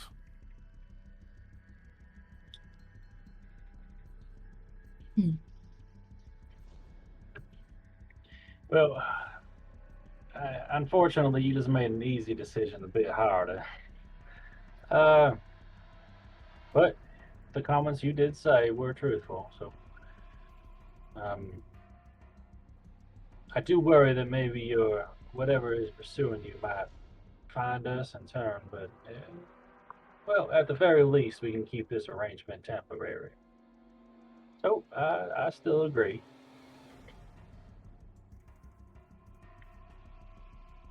Good. Turning to the rest of the group, Nixie included. Anyone else here feel otherwise? It's not just me up here making decisions. I will admit that my eye will be on you, but I'm sure yours will be as well. So, welcome. All right. Well, let's start with introductions. My name's Strike. This here is Nixia. And well, this one over here is just babbling like a madman is Kairos. And this one over here missing a limb is Ame. We also have a friend named V who typically resides inside of Kairos. And what might we call you by? You may address me as Lady Seraphine Calvine. Now, would you prefer shortening that to Lady Seraphine or Lady Caldine or what? Sarah will suffice. Sarah, all right. Well, it's not very nice to meet you, Sarah.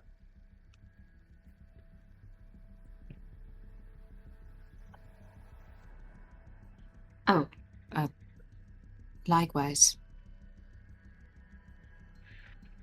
Now, Sarah, when you found us, we were surrounded a bit, and we do know that there's a Bahir around, so we're trying to avoid all this and head to a place where we may rest. We just came from a bit of a skirmish and could use a little shut eye. Do you have a place, or at least know of a place that we can lay low for a bit? Do I, DM, from my travels around this area, do I know of a safe-ish cubby? Well, we're gonna see if you do, because you're gonna join in the skill challenge. Because, guys, we're at 2 successes and 1 failure, and it's still going on. So I'll say, is there a check you'd like to make for where you'd like to find something? So this could be like survival or whatever it is. But yeah, if there's a check that comes to mind of what you like to try.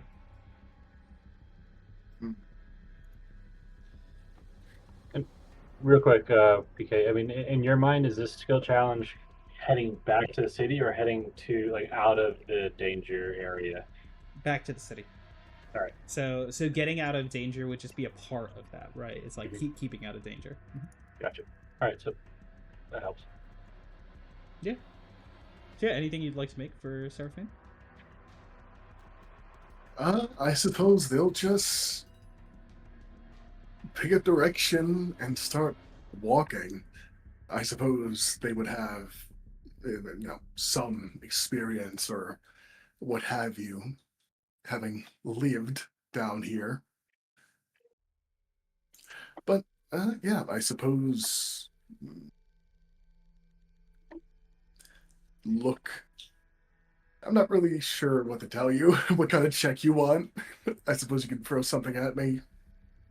Yeah, I mean, if it's looking for a place for safety, you're following the direction they're kind of going into whatever ruins they talked about. But, this could be a survival check, it could be a nature check, it could be something like that, or it could be history if you're trying to say, like, where do I remember? Yeah, those are some examples. I suppose survival, Yep. even though I'm terrible at such skills, they would try. Boop. Yeah, no. Yeah, I think the rest of the group, you start to realize maybe this individual doesn't actually know what a safe location is and just rather finds a spot and thinks it's safe because they're fine. Oh, no. Unfortunately, with the whole group of you, that's not quite the case. And we're going to get another failed check here as you all sit down with this new figure, Lady Seraphine, only to notice you'd stepped away from Bahir territory, but now you suddenly see a whole lot of scratch marks all throughout these walls, some of which seem to spark with dormant electricity. That's going to be 2 failures and 2 failures and 2 successes. How many successes do we need? 3? I think it's 5. 5? Because the team hates you and wants you to fail. Oh my god, bro. Kyle's is out of his mind right now. I believe in you. I believe in you. That's why I made it so challenging. I had such faith. Oh, please. Oh. You guys have been succeeding on all these skill challenges without a single failure. Yeah, We haven't succeeded shit. today. What today, happened? It's like we keep getting bodied. What do you mean? Yeah. No, guys, you're very successful. Don't worry about it. What what's happens 2 if you successes, fail? 2 failures? It might get a little rough. What? All right. Well, since it's been, I think we've had 2 people go, right? So if since 3, Kairos is like completely out, not trusting him to do anything constructive at the moment. Yeah. Can strike since we're going back into a territory that has residual electric magic, energy. Can he kind of use some type of arcana check to sense, all right, well, there's a more higher concentration of these traces over here in this direction, and to kind of look at it from a magic point of view, kind of look at it the other way? Yes, you can. Go ahead and give me an arcana check. It will not be a disadvantage for strike, so you're all good. 22. Success. That's going to be 3 successes, 2 failures, as you're kind of measuring and almost using this elemental, like, it's kind of like, again, it's a little bit different with, like, natural sources of magic, but you approximate this to almost like the feelings of evocation, and use that to kind of guide away from, right, as the party's moving.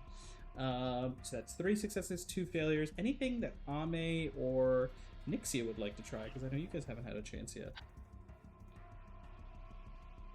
If we want to survive, no. Hey, even with disadvantage, if you pick a skill you're good at, you might succeed. Oh, God. Or if there's some sort of connection your character might have, you try. You can try some different angles. It really ain't got nothing to do with this place. Could I? This feels kind of weird, but could I persuade Sarah to? I know what you had said earlier, like Sarah could take us someplace because she doesn't know. Like a safe place is just a place that she thinks is relatively safe for herself, right? Is that what you had said? I imagine that was the DM alluring to how those Hokors just ran away from me, essentially. Yes.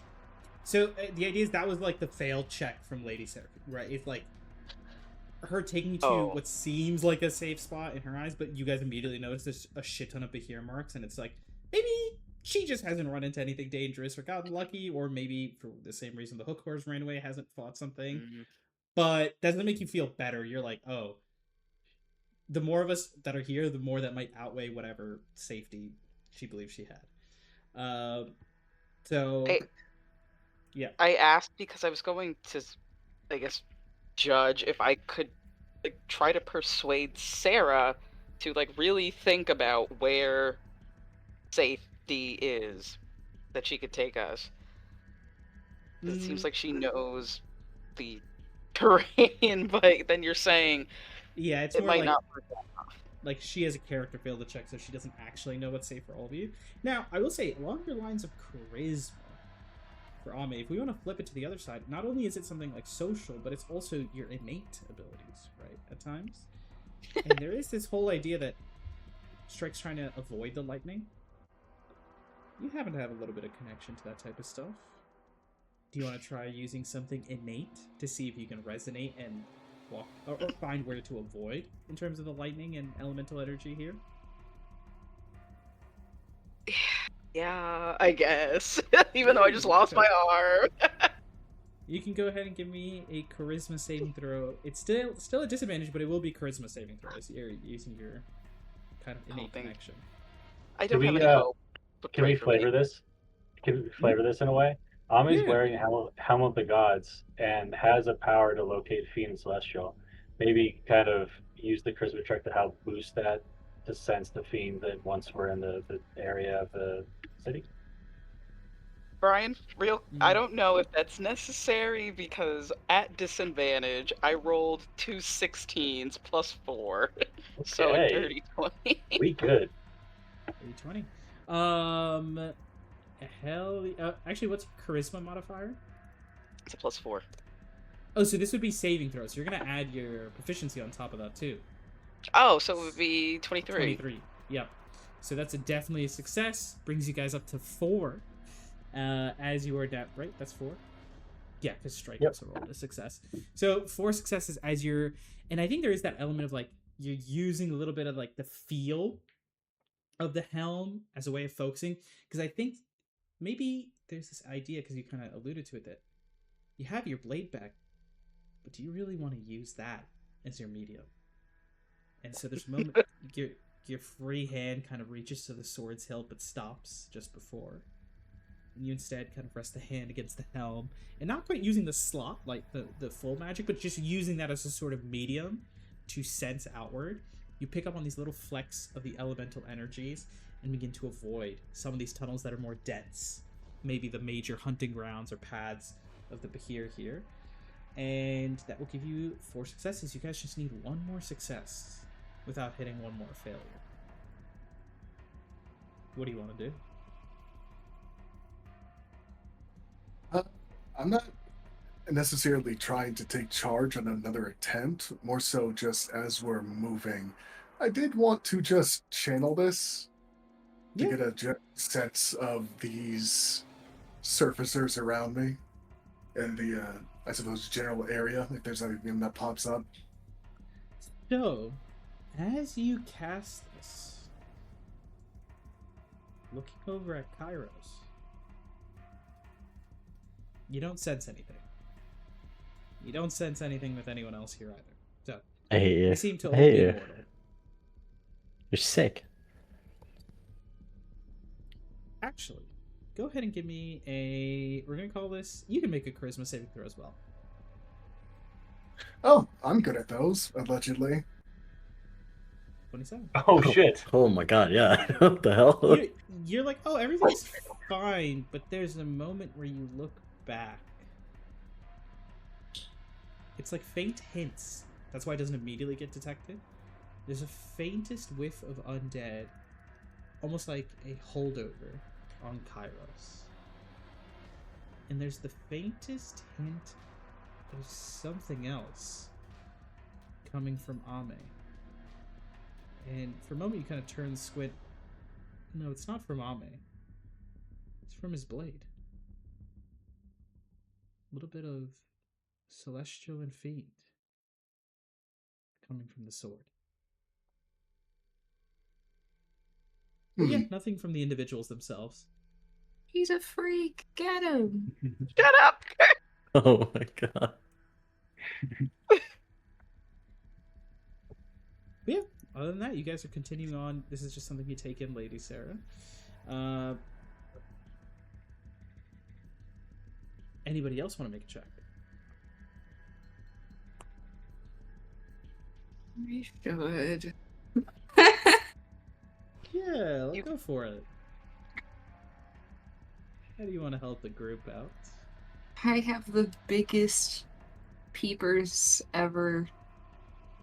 And I look with my eyes very well. Mhm. We'll do that. Okay. Focusing in with your great eyesight. Do you want to start looking around for anything unusual? The traces of what you find familiar? That's kind of the vibe you're going for. Yeah, I'm looking for something that may like have some level of foot traffic.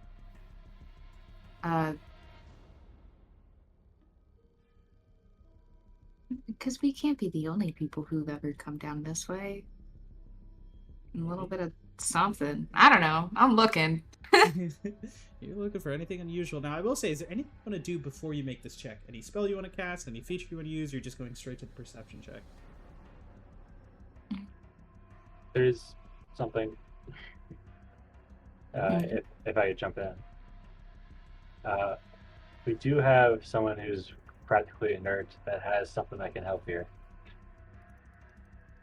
Yeah. Practically a nerd? Yeah, inert. both. Like, yes, he is a nerd and also inert to the melee. The I heard nerd. I guess in anticipation of this. Oh shit! It's actually not as simple as I thought. Well, he'll slide the eyes of the eagle off of Kairos' face, and My eyes. Oh god.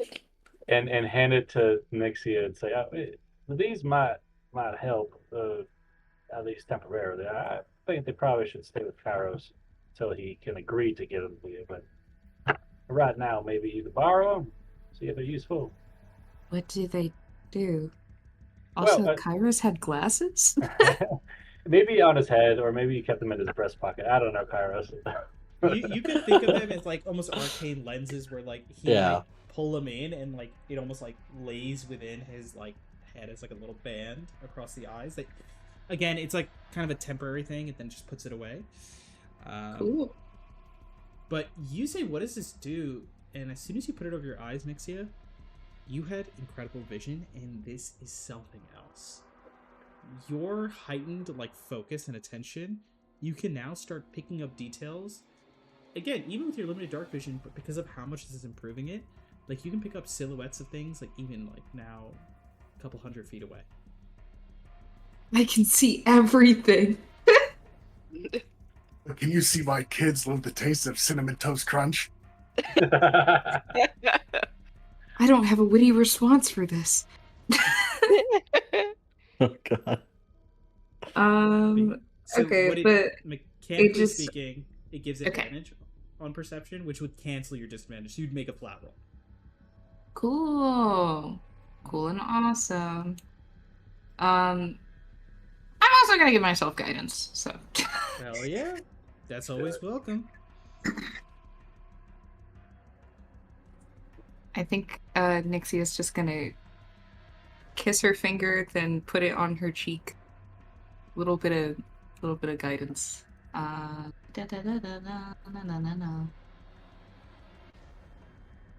I accidentally roll at a disadvantage? I did. Strike will kind of tap her on the shoulder and be like, "Oh, actually, you have to turn it on right here," and he'll kind of tap the side and give you +5. Okay, so 12 was still the first one, so we'll rock with that.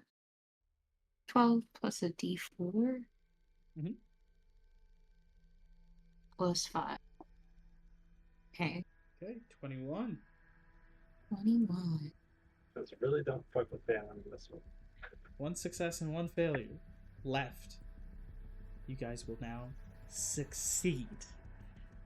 As Nice. Nixia, with that little blessing as well, that little bit of guidance woven in as Strike helps you out with the eyes of the eagle, there's a breeze.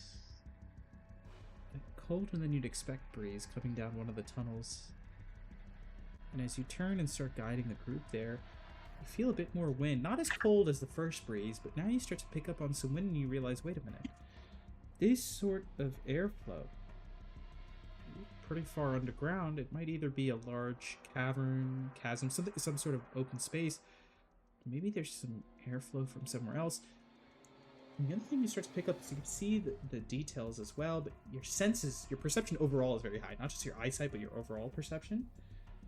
You feel the wind, you start to notice some of the wind doesn't match the erosion you see on the walls. Like, there's something different about it. And down one of the tunnels, you catch very distant, like, strange bits of light.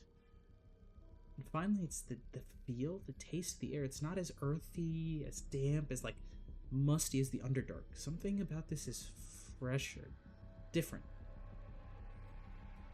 You see one of the tunnels ending in a bit of light and start guiding the group that way, getting closer and closer until you peer through the end of the tunnel and out from where you are. Because you are no longer looking at a purely subterranean chamber. With your eyes the eagle equipped as well, you see something incredible and terrifying. Your tunnel does not end in a chasm like or chamber like you'd expect subterranean.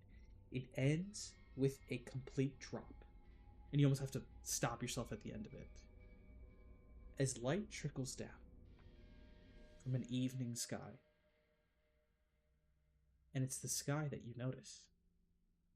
Looking up, it is not stone ceiling or crystals. It's the sun that's set and instead left behind its starry companions in the sky, and moonlight that descends down. And as you look closely, you see something like maybe a couple 100 feet worth of stone and earth above you. And you look down, and you see a couple 100 more feet of stone and earth below you. You are standing in what almost looks like not quite a cylinder, it's more like crater-like than that, set of erased earth. Like something came through and just wiped it away. And when you stare down to the bottom of this chasm, you see it opens up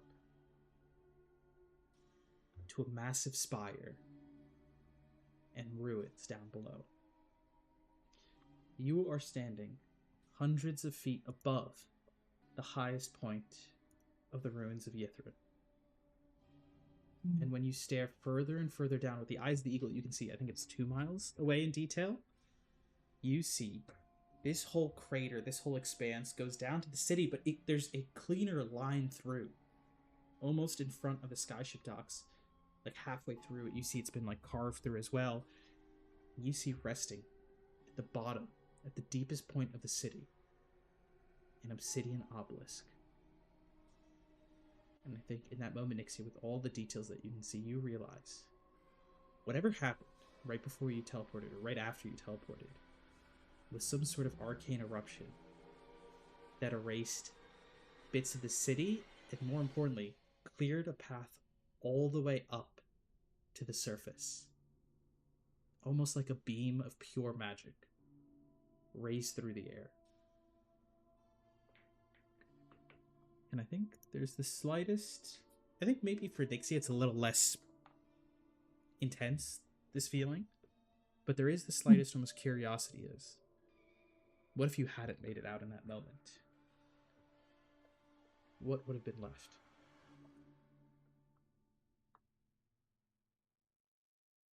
Yeah. I think Nixia is gonna stop dragging Kairos, and like kind of like pick him up a little bit more just so she can shake him like a maraca, Hey! Get yourself together, please. Shake, shake, shake. You do gravity, right? Shake. Oh my god. Um, yeah, yeah. Where are we? She's gonna take off the eyes of the eagle, put it back on him, and then like hold him over the edge. Oh my god. Look. Oh, the city. Wait. What? Why do we? Oh god. Um.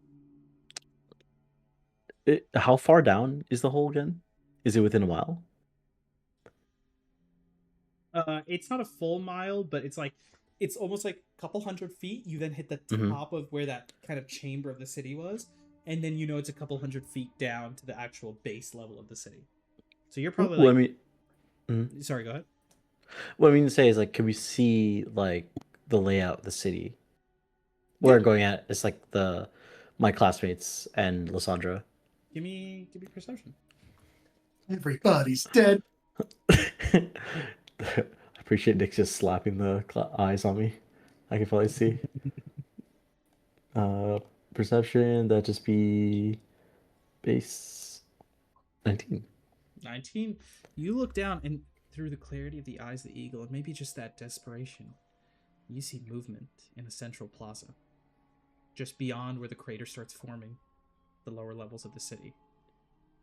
You see various destroyed automatons and metal constructs, remnants of demonic entities, fiendish blood and abyssal ichor, splayed throughout the stone and metal buildings and columns.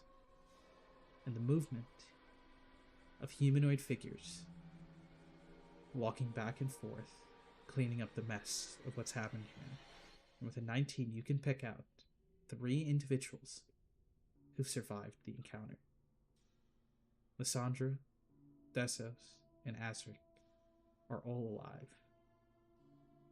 And as you look down, you realize someone else is down there and is looking up. The pale blue eyes of Lady Ishal Delshi looks up to you. As you can see, her hands kind of out extended, various almost like streams of water floating through midair, helping with like repairs or ruin, like kind of clearing ruins. And you even see one set of water that has wrapped around and almost solidified around a woman who seems to be in the middle of casting or doing something, and all around her are these massive bodies of insects that appear to have been drowned, because you can see they're unmoving, but like almost bits of water all around them. And there's a bunch of other movement. You even see tents, so you're not sure who else is down there, but you at least know that some of the counts, like some of the higher level members of the order, made it down here. Yeah, I think Kairos would just say, um, look, V, members of my order are still alive, just like you said. I think we should go down there. Right, V? And yeah, we'll just almost like wait for people to jump. As like you see Kairos about to like leap. I mean, Nixia, who is holding Kairos, looks over at Strike. In this moment, Strike, I guess while that conversation's happening, is beckoning to Lady Sarah and say, Lady Sarah, come over here for a second. I think I have something to show you." And we get closer to the edge, and I point up to the massive hole. Have you seen the sky before? No, I have not. This is certainly a first for me. I assume those are your allies down below, yes? Yeah, we came into this conflict with them, but I think it's pertinent that we meet up with them at least to exchange information before heading out. Would I you see. Well, you're welcome to continue to the surface, but your help was appreciated. I'm not sure how the rest will react to your presence or whatever knowledge I have of your race. But you, seeing that you haven't done us wrong so far, you're welcome to join us. Perhaps you misunderstood what I spoke of earlier. When I asked you to guide me to the surface, your guidance did not end the moment we stepped upon the surface. More so, I desired direction, information up there in return for protection, given how injured you and your companions are. Oh, I see. That is very smart of you. There's some very complicated people on the surface. But yeah, understood.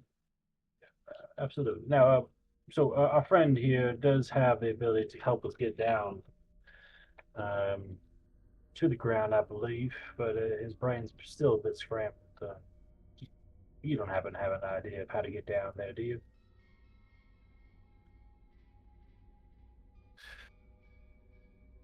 Well, unless you have hundreds of feet of rope to tie off, no. Well, in that case, maybe we're trusting this man just a little bit. It is quite a simple spell for the follow, but it's unlikely that he's going to mess that up. Worth a shot. Nixie is gonna jump off the cliff. Oh, fucking Nixie. So you and Kairos jump off. Do the rest of you follow? Strike will have the same reaction I just had. But then ultimately jump off as well, making sure that Kairos is actually following this time.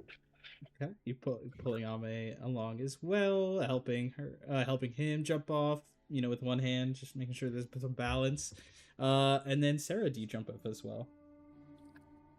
I assume it's Magic Man doing it. To be safe, Sarah, I imagine Kairos has a backpack, or of some extent, right? For all his gear and shit. He's got a little side pack, I think, yeah. Yeah, essentially, I think Sarah is jumping after him, but they're kind of holding onto a strap in case the spell doesn't catch them. Okay, you like run after, try and leap to grab him. I will say Nixia leapt so instantaneously in character and out of character that you're like in the air, like, wait, hold up, and you try to like reach closer and closer to get to his pack. And you are rapidly approaching the bottom. Kairos, what do you do? Define rapidly. Like seconds or pat. Like, remember the terminal velocity and all that type stuff. People will fall fast. Yeah, of course I cast what's the spell again? Cars. He has 2 first level. Oh, you're fine. Yeah, you cast the spell. When you all go a couple hundred feet and then start to immediately slow, like you hit water, and begin descending down as some of the folks are looking up and already moving about, kind of calling out. And you see Lysandra waiting for you at the bottom. Injured. Other full list 5 creatures. It's what? Mm-hmm. Yep. It's 5 creatures, right? Okay, I just wanted to double check. One of us won't make it. And as we're floating down, Strike would be like, now, Nixia, we talked about this before. We need to act as a team, you know? Well, I do put full faith in Kairos most of the time. He is a bit scrambled. I do think that was a bit foolhardy. Are you a adrenaline junkie? Is there something else we should worry about? I believe I'm perfectly sane of mind. I actually followed your instructions. I brought Kairos with me. Team.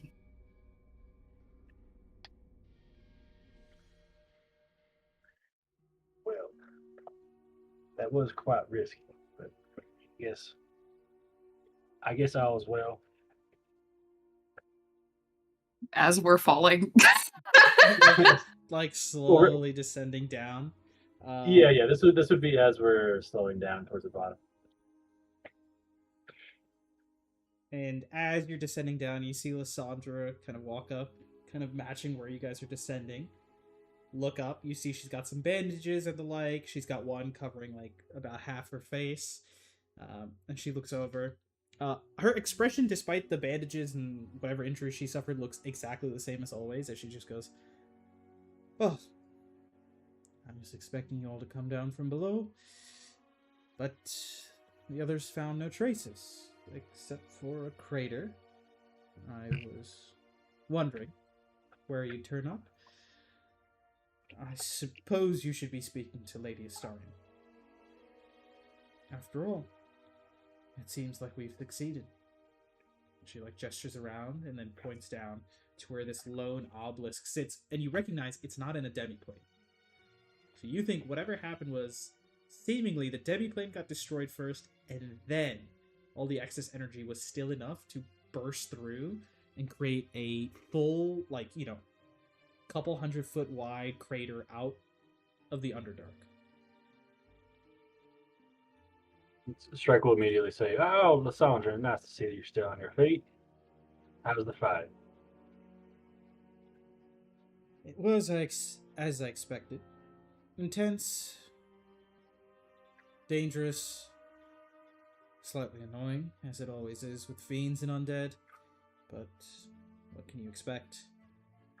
I do have to say, unfortunately, whatever happened down there with magic, the artifact, it seemingly erased the ability for the incarnations to remain. They had moments, and then it seemed like their soul or their spirit split away from their bodies. We were able to recover the Order members. They're still dealing with their injuries, but I cannot say I'm certain what happened to the traces of their spirits. If they passed on, or if they lurk in some sort of dormant fashion somewhere here. Well, that's wonderful news. Is the party or the order aware of any other threats in the city? For now, we are trying to cordon off and investigate as much as we can. The rest of the company made it down here. The Lady Delphine is handling some of the remaining threats and capturing what we are deciding to keep. Lady Astarion is helping with some of the logistics and coordination as well. Just that way. And she points to one of the kind of magic tents that you recognize from camping, are the ones some of the Order members use, where it's the snap of the finger and it's a fully set up larger on the inside sort of tent. Okay. Strike will, since he is kind of helping Ame, say, Ame, would you like further assistance? Would you like to tag along? I'm going to head over there for a bit.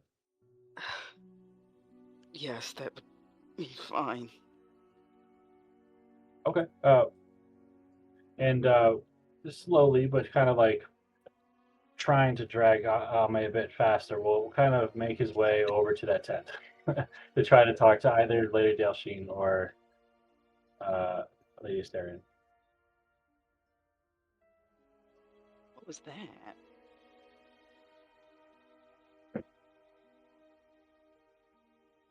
Funny. A very cryptic note there. So you all begin to go towards the tent of Lady Melina Astarion. Oh, And I guess before, sorry, Shreddy. I guess before, I will kind of realize that we do have this visitor with us, and just out of maybe a courtesy, turns to her and say, "Oh, Lady Sarah, do you feel comfortable walking into this this group of surfacers, as you said?" I have no issue walking amongst strangers. Though I do warn you, I will defend myself if such a issue comes up, though I don't expect it to amongst your kind. I agree temporarily. There might be some looks if you're okay with that, but I think we earned ourselves some goodwill with what we just accomplished. So, yeah, you're welcome to either follow along or wander around. But we're about to go talk to some leadership. I see. Well, I do possess some healing magics.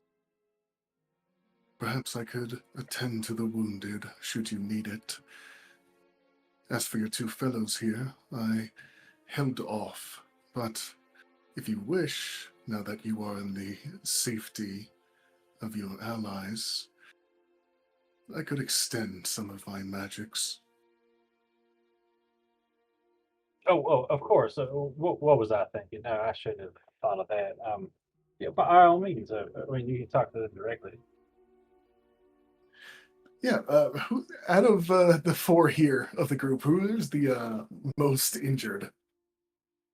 They're all pretty bad, but I think it might be Kairos. I think it's yeah. Poor mind is Physically, fractured. definitely Ame. Oh god. Invisibly, Kairos. I agree. That's a good. That's a good way to put it. Physically me, mentally Kyra. Yeah, I suppose a clawed chitinous hand would reach out to get pretty much placed on your shoulder as this strange white light would envelop you. How many hit points are you missing? Just as a mechanical question, because I kind of do need to know. I think are my hit points halved right now? Yeah, your max hit points are also yeah. halved. So I have 5 out of 29, so I'm missing 24. And 24 you get. Hell yeah. As I cast Lay on Hands for 24 points. Ooh, Back. Paladin. So some of like the open wounds and the like begins to close, but the major injuries remain. Yeah.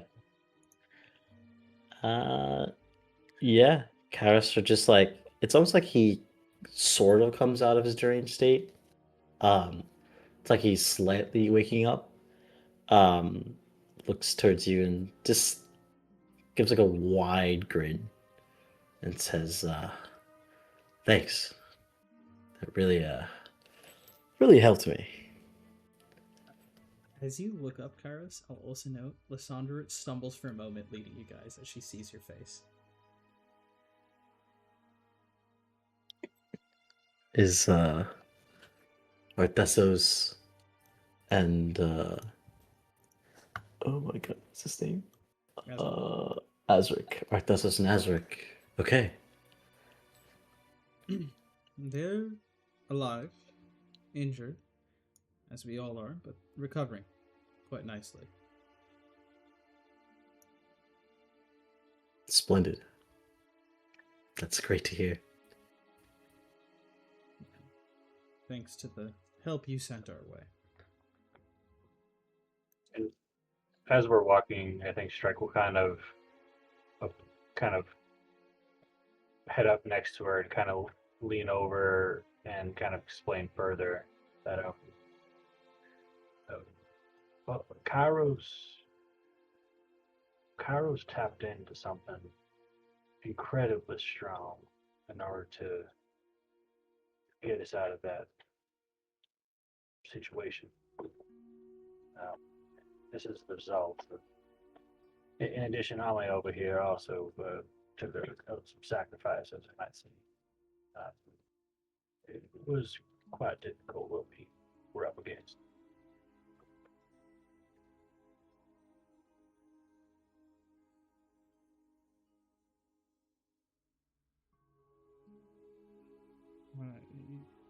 See, hopefully there's some help to be provided. But I will leave that to the lady. As she kind of points to you at the entrance of the tent, and you can step on in. Is that the direction of the obelisk as well, or There's like a crater down to the obelisk, so the tents are set up not right over the crater, right next to the crater, but like yeah, for safety reasons, maybe like 60 feet out from the crater. yeah? I think if we're walking, um, Karis wants to like in his mind he perceives everything is like better now. He beat the big bad guy, so he's like kind of walking with his chest out. Um, but like he he wants to like walk towards the like through the grounds to make sure um it's visible as possible that he's still alive. That he Mhm. Almost with his group shares that accomplishment without realizing the result of what happened, like the consequences. You step through, showing proudly, several people catching a glimpse of you. A little bit of shock in their expressions, until you eventually step through the group of you, through the Asterian tent, and you recognize it is indeed much larger on the inside than it appears from the out. And you can see different cordoned off sections with like doors. It's almost like a little like building. But walking to the far end, the two guards up front immediately kind of recognizing you, Kairos, but also like stiffening up, seeing what's happened. And one of them just kind of points down the hall. Doesn't say anything, just points. And you all walk to the far end, opening the door, and see Lady Melina starting, and Sir Stormblade, in some sort of conversation, stopping as soon as the door opens. And Lady Melina looks up directly at you, Kairos. And I'll say before she says anything, if you guys want to make a check or anything like that, you can. Otherwise, she just starts talking. Strike was heading toward the tent for maybe a slightly, admittedly selfish purpose, but seeing that Kairos is kind of maybe needs this moment, we'll take a step back and let him lead the group from here on out.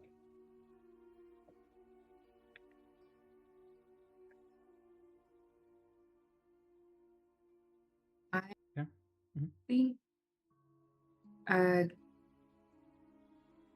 when we enter, I'd like to make some kind of perception or insight check to see catch a vibe of Okay. what they were talking about. Obviously, I don't expect like too much, but like, do they look stressed? Do they look calm? Yeah. Give me an insight check, yeah. Let's go for it. Hey. Okay, even at disadvantage at 22. You catch sight of there is stress on their expressions. You caught a glimpse before and kind of like with the movement of their mouths and your passive perception check. They were talking about like what to do about the artifact, the city, all this stuff. But you also catch from 22 is a little bit of like calmness. And there was a little bit of like comfort, and that comfort and like increased and the stress decreased once they saw Kairos. Like something about that was a bit of a relief, but they weren't fully worried about it. Mhm. And I will say, you notice in the corner of the room, sitting on one of the tables, is a raven. And you wonder, actually, you probably know in that moment, Lysandra must have given a heads up. Good. What I will say on a 22 insight is you see the rest of the room and you notice it looks busy and hectic, and you wonder if they were a lot more stressed before that news was delivered.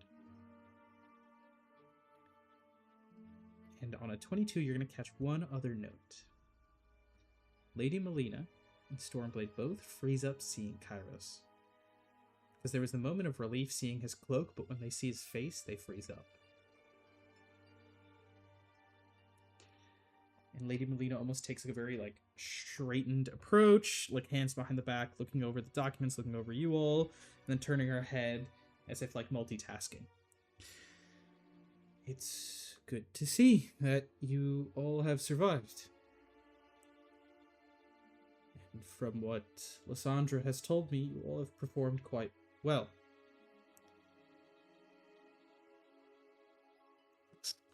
That's correct, Madam Mysterian. We have delivered from our end. Indeed, I was told you were key in handling the protections and abjurations most close to the artifact. In fact, you determined this is the crux eternum of the Empire. That is correct. It was, in fact, the artifact that helped us. It's like as you both told me, use everything I have at my disposal. And I have. I did. So, tell me, did I do well? Is the job done? Your job is indeed complete. You and your compatriots have done quite well. An astounding job, if Lysandra's report is accurate. I will ask that you provide your own detailed report at your nearest convenience and return the order's artifact that was given. Recorded. I will have a new one dispatched to Phandelver, but for now, I will provide that to the Order as additional proof of what's happened here.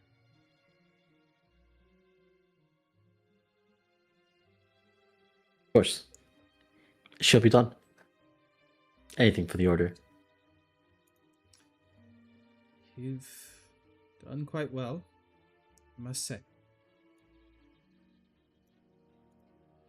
You've proven yourself, not just in the eyes of those of us here in this room or in this expedition. The others in the Order will pay attention, are already paying attention. So, enjoy the victory you've achieved. Rest and recover. Understand that the others are also paying far more attention to your actions.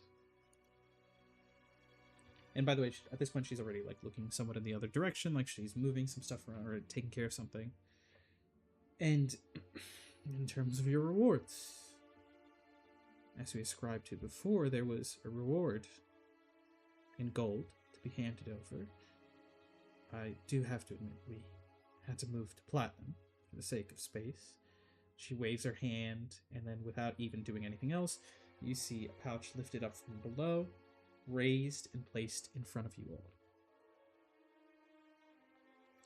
5,000 gold, aka 500 platinum pieces.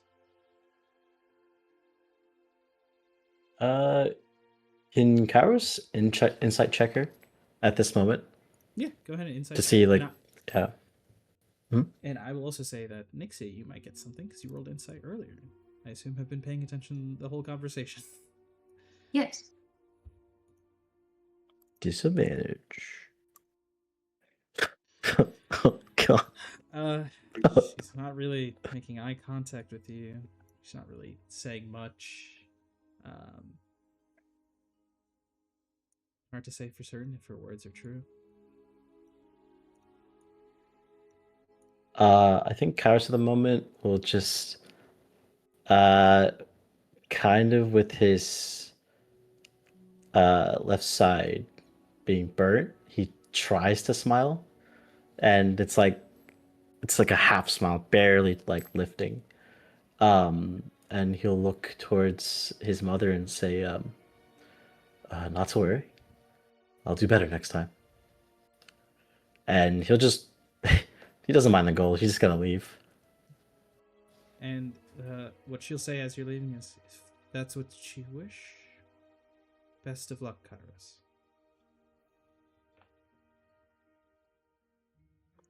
Yeah, he'll just at half speed limp away. You step out And Nixia, on your 22 insight check, you noticed something. There was relief when they saw Kairos, but there was concern when they saw his face. Hmm. And you see, when Lady Melina turned away, you kind of recognize the slightest shift in her movement, the slightest rigidness. When she's trying to stay forward, trying to stay calm. But you can sense she's concerned, and there's this tension. And you've learned more about the context of the Order and Kairos' family. And you wonder why she might be holding back. And you've also heard... what I'll say is actually go ahead and give me another insight check in this moment, because it's less about reading her expression, because you're picking up on that, but it's more the why. Like, if you're kind of like, if there's any details from all the other conversations that stand out in this moment. Damn, even better, 24. I just realized it would have been 2 nat 20. Wait, yeah, you're right. That's fucked up. I think in this moment, Nixie, you see this, and it's not that she doesn't care. In fact, you're pretty sure she does. And you're almost a little confused because you're looking at her, and when Kyra steps away, you're like, this is what he's been searching for. Because you can see, and even look back to when you first met her, and she doesn't really come off too satirical or anything like that.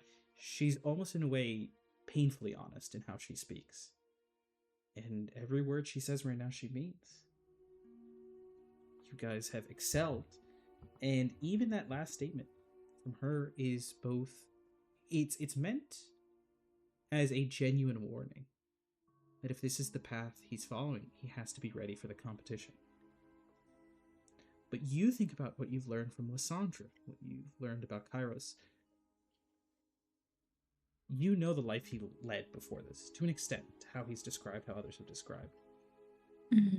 Maybe, in years before, she might have come and carted him off immediately. Paid for some sort of powerful cleric or somebody to take care of whatever injuries he's experienced, no matter how small.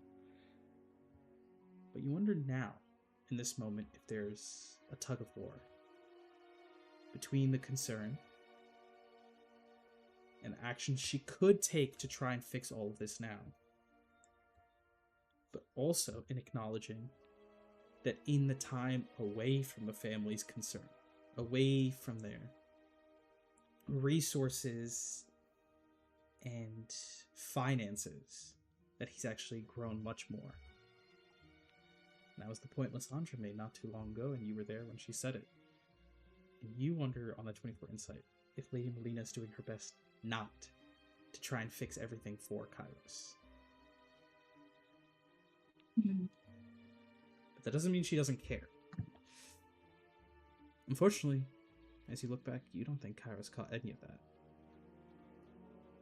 And Lady Melina kind of stiffens as Kairos steps out the room, now turning around, but not fully. And you do catch the slightest sharpness to her gaze, again that concern, as she looks back towards Sirius and kind of gives a nod. And he goes, well, like my sister has said, wonderful job, guys. Heard you didn't fight a dragon, but you did fight some other crazy stuff down here. So, kind of catching up to Unk here, and I have to give kudos to that. And while my sister promised gold, as did the Order, we were able to scrounge up a few extra little treats for you all. Unless, of course, if you don't want them, happy to keep them for myself. And he'll kind of give you a wink strike. Yeah. Immediately, eyes opening. And I even considering just gesturing with his hand, come on, what is it? But I would feel a bit more polite and say, oh, wow, well, let's at least take a look.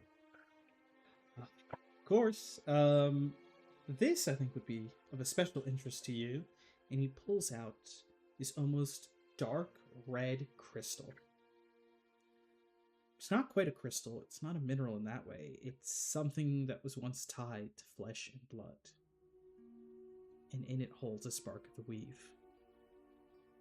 As he pulls out an essence. And this one, Strike, is a vigorous essence, meant for crafting rare magic items.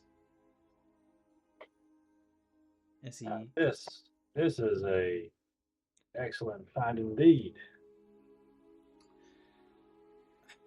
Of course, and I know you have your talents and your interests, so we thought this was a good way to help with the compensation. But it wouldn't be too good if you didn't know how to use this, or didn't have the right references. So the Order will also pitch in and allow access to 2 of our more potent arcane item schematics, recipes, schematics, whatever folks like you like to call it. Not really my specialty, but nonetheless, we're happy to hand over copies to you all. Of course, with the stipulation that you do not share these out elsewhere, but you're free to use them for your own purposes. And thanks to your actions here, not just in front of us, but in front of the other members of the Order, Lady Delsheen has approved a request for you all to be able to conduct trade with the Order. So, any sort of magical parts or items you're looking for, you can go ahead and reach out to a representative who we will be dispatching to Phandelver. If there's ever anything you want to sell, we'll be happy to provide our services to purchase or trade that along. I know it's a little bit boring on the outside, but I've had a feeling that you all might appreciate this, and so would Phandelver. Oh, absolutely. And trade does go both ways. I imagine place requests for some of the more rarer items that are necessary as well. So, very much appreciate that connection. Of course. As for the exact details of the schematics, you can write in some requests. We'll give our contact. And who knows? I'm going to be stuck here for a little bit, but next stop, I stop by Phandelver. Also happy to maybe take part in some direct trades myself. Heard you've all been collecting quite a few things. But I think that will be all in terms of what we'll be giving out today. We've all done good. There's maybe one other thing I might request. Seeing that there's not as much danger now, and there are certain things that I noticed or saw while exploring the city, trying to understand and unlock its secrets. There's plenty of areas I'd like to spend a little more time on and potentially scavenge. Now, between you and Lady Asterion here,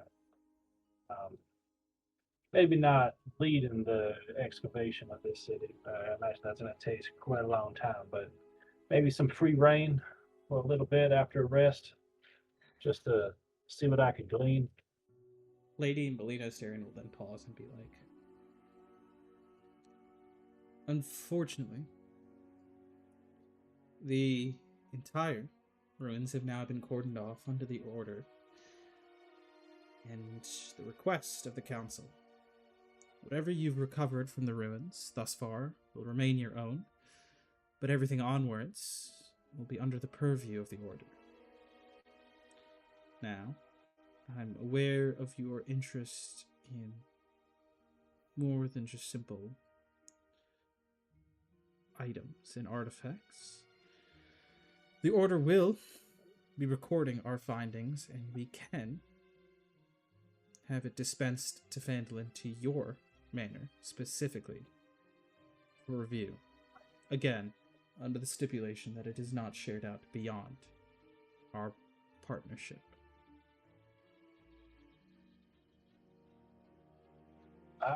That seems fair. I'm not as familiar with the Order as Kairos here, but just tell me, is it safe to assume that there's some learned artificers and enchanters amongst your staff here? Indeed. We've called for some of our higher specialists who should be arriving within the next day or two. As for all of you and the injured, we will be providing transportation back to Lylan and Phandelver. I think I can agree with that. You should be safe for now, on your way back. Borogmanther the dragon. We haven't slain him or anything like that, but we've pushed him back, thanks to some timely assistance from the council.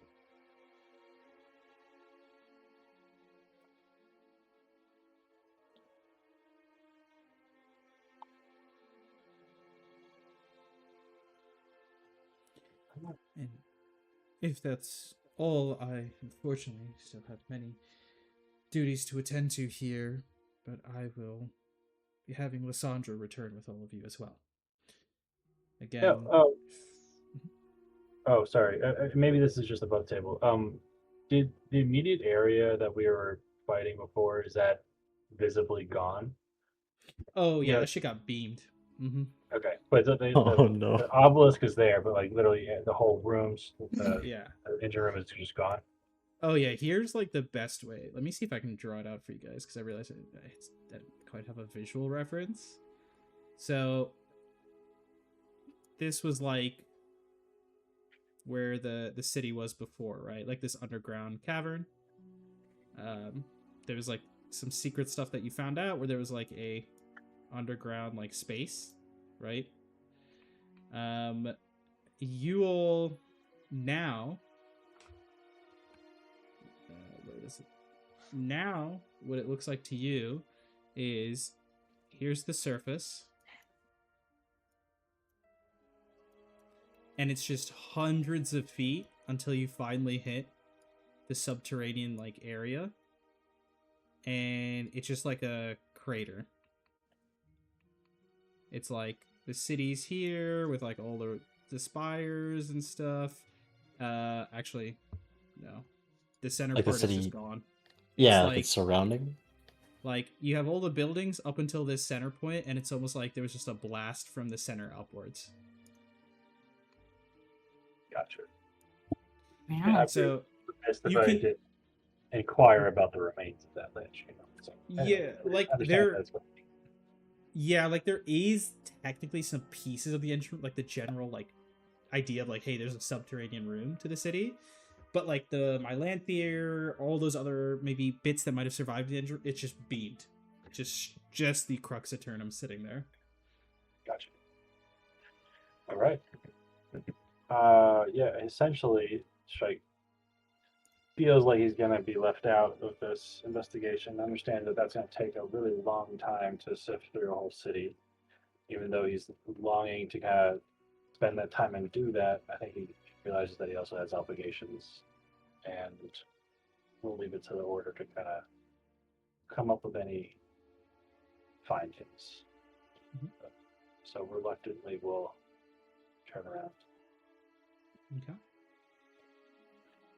And with that, you all have completed your mission here with the Order of the Many-Starred Cloak. You were given a chance to rest for a day, and food and drink is provided, and the next morning, you're put on a caravan. You begin to make your way out. This crater, you're almost like lifted upwards to the top, where you get onto a caravan. You see more members of the Order seemingly have come in here. And I'll say all of you can give me perception checks to see what kind of chatter you pick up. I'll say perception or persuasion, just like what you can pick up from talking to people or keeping an ear out to learn what's happened. Are we still at disadvantage? Oh, I would give. You. Sorry, go ahead. Also, I would give Nixia the eyes because I didn't think about that. That's actually a pretty good idea. Yeah.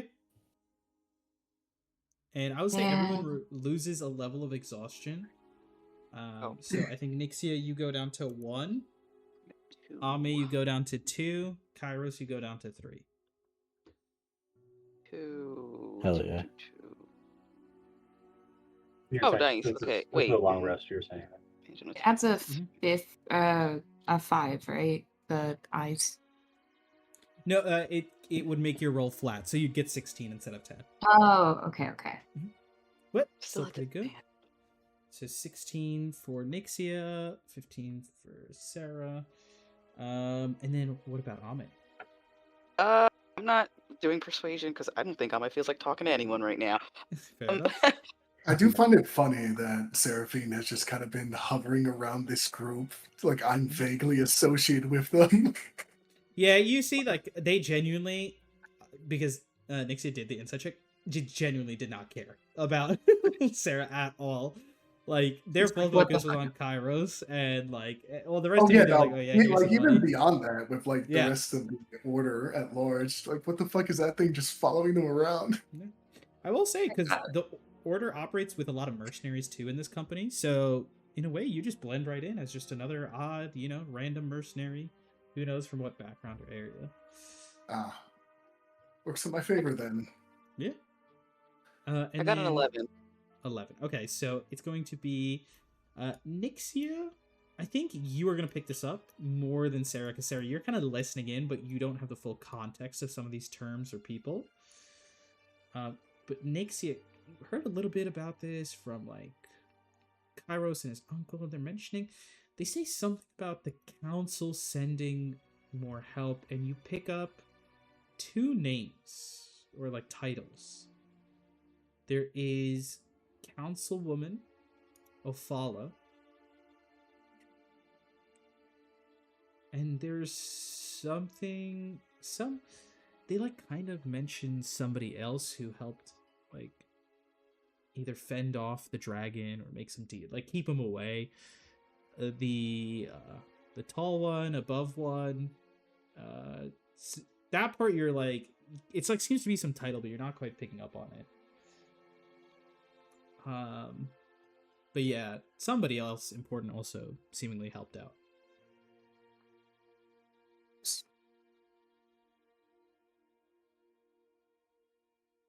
Knock knock. Um, Who's Ophala? Oh, who are you? he's muted. Wait, sorry, you're talking to me? Yeah. Oh, okay, I'm so sorry. I was like, wait. Hey, order boy. Who's this order map? Ophala? Like, Chelsea Storm? Chelsea Storm? Storm? Yeah, you think Yeah. it's the councilwoman, yeah. Yeah. Kyra's still smiling pretty wide. He looks towards Nixia and say, why, that's the head of the academy. I believe she's the matriarch of her family. Pretty powerful mage, I have to say. Interesting. They're talking about her. Oh, are they? Did she come and assist them? Yes. Interesting. Right? Thinks to self. You did say that, right? Yeah. Ophala as a Mhm. whole. Okay. Interesting. Yes. Kind Now of, that we're speaking, actually, there's something that's been rather disturbing to me. Mhm. Kairos, why are you smiling? because everything is gonna be all right. Oh shit. In part of this, maybe to add some more detail, Strike will probably earlier than this, or maybe if he's overhearing this, will kind of just tick on his helmet, cast detect thoughts.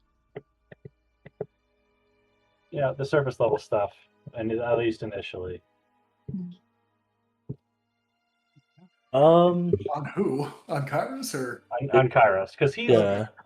after this little conversation, I was going to bring up the fact that he's been potentially talking a bit differently. What else? I don't know. What I'll say for this then is, let's have the conversation first, and then Trini, I'll ask you what Strike would have heard throughout the conversation. Gotcha. Everything's going to be all right. Of course. I mean, the Order has recognized us. They've recognized me. I mean, I say that it's good. It's good that people are starting to pick up our name. I mean, Aspen was worth it, right? Look at Ame's arm. Look at your face. And I think Nixia's going to pour some of the water from her endless decanter into her hands for a small reflective pool for you to look into, because I don't have a mirror.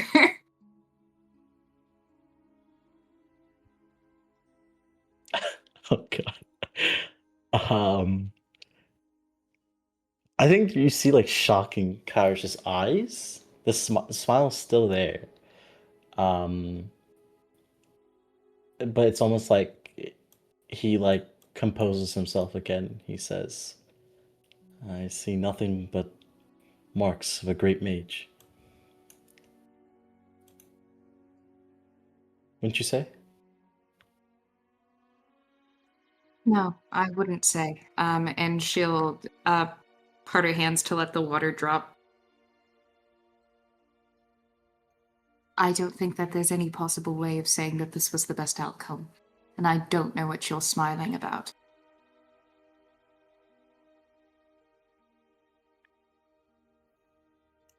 What motivates you?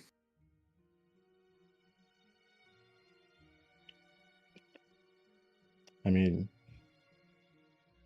what motivates anyone? Many different things. That mage, Envoy, he said to me that no one will remember my name. Well, as I see it, he's in the ground, and I'm not. Where's V? Sure. Everything's gonna be alright. Where's V? I think Kairos can't answer the question as he's not willing to accept it. And yeah, I would say he was like just staring off, like trying to see. Yeah, she's not responding. But I'm sure she's tired, or eventually she'll turn up, right? That's unlike her.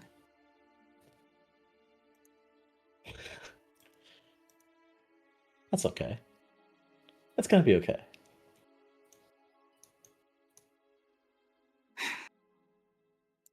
The only thing I'll say is what disturbs me most is I do not think that you are unlike Envor, especially with the path and direction that you're going. You're trying to prove yourself to someone who already believes in you. Who Keep your am I? hubris down. And I think Nixia's going to just... I don't want to hear that it's going to be okay again. Kairos is stressing her out. She's going to fall back a little bit. Maybe hand you off to Strike. I don't know. And throughout that conversation, what were your Yeah. surface thoughts? Speaking of. I think it's I think the entire time it's probably, I would say, just images of people, and like he keeps thinking of like questions of sacrifice, ambition, and power. And at first, like ambition, the word the image that comes to mind is Onward, like the advice he told Kairos about like the ambitions of great mages are their own demise, like will become their own demise. And then you see sacrifice, and it's like V in his mind. The very last things that like V has said to Kairos before departing, or the emotions that Kairos felt, and like power. I would say like you see an image very similar to Kairos, like but taller, more built than him, has not a burn scar, but does have a scar across his face, from what you can see, and he's having his back turned against Kairos, not acknowledging him. And yeah, Kairos is like, as he's smiling, he's trying to see the connection between the three, trying to see if like perhaps like the other two are required for power. I think immediately upon seeing some of the visuals of what was going on with V, and Strike not seeing or having heard V, will kind of reach over and maybe put a hand on Kairos' shoulder and say, because I don't think he was part of that conversation. He might have overheard a little bit, but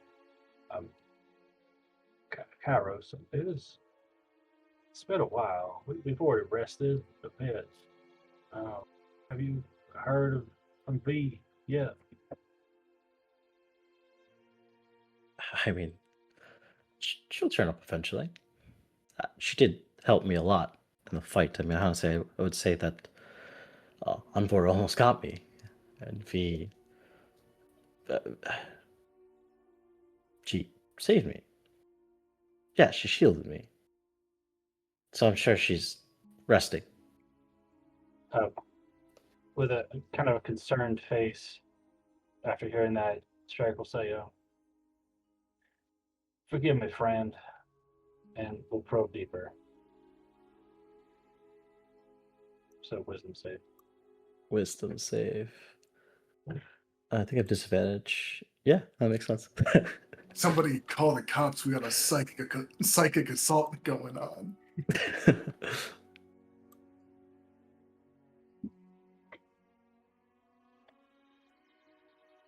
I think technically.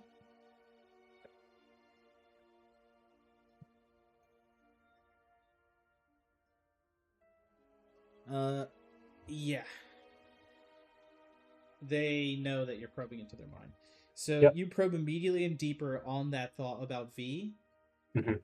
And Kairos, what lies hidden within your head about what happened to V?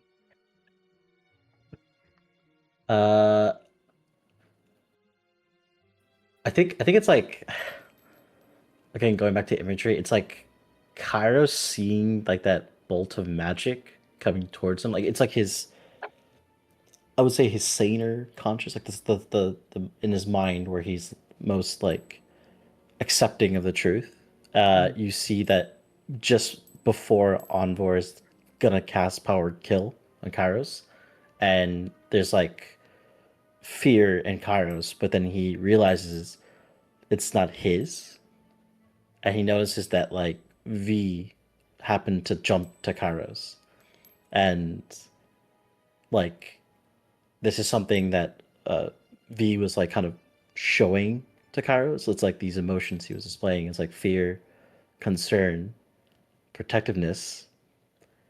Then the last was hope. And Kairos is confused about that. He doesn't know how to perceive that.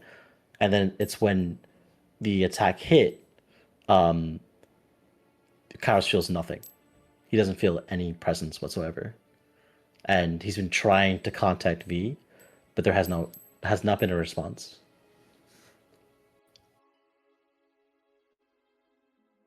From that strike, you Yeah. pick up on what happened. Yeah, upon seeing or understanding that, um, he'll just kind of look kind of sadly at Kairos and say, "Oh, oh, Kairos, come here," and he'll kind of bring him into a hug.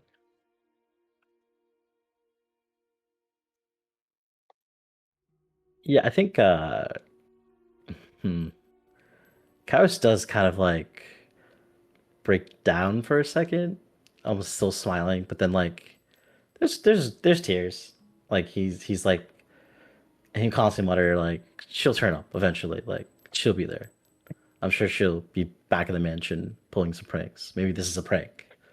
Maybe she's just doing silent treatment. It's like she's just kind of like constantly trying to make excuses. And Strike will gently be the source of the reason here. Um, I, I saw, felt what you felt. I don't think that she's coming back.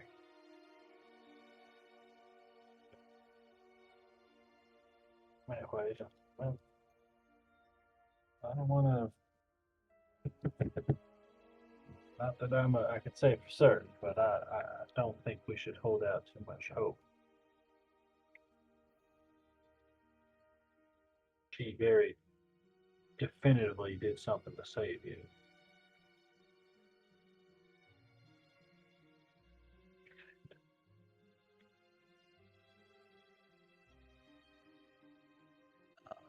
Yeah, I mean, Karis, I will just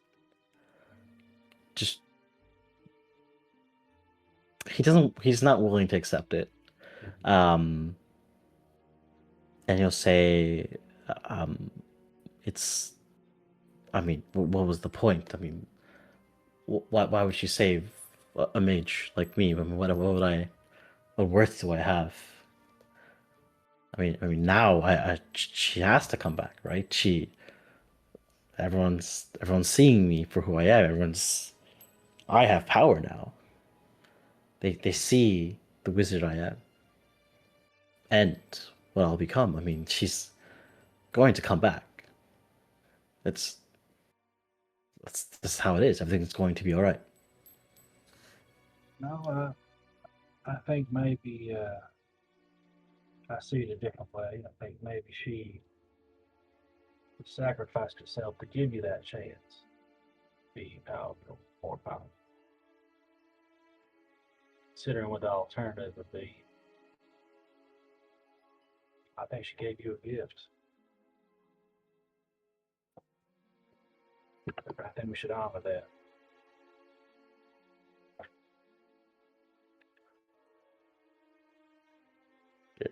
You're right.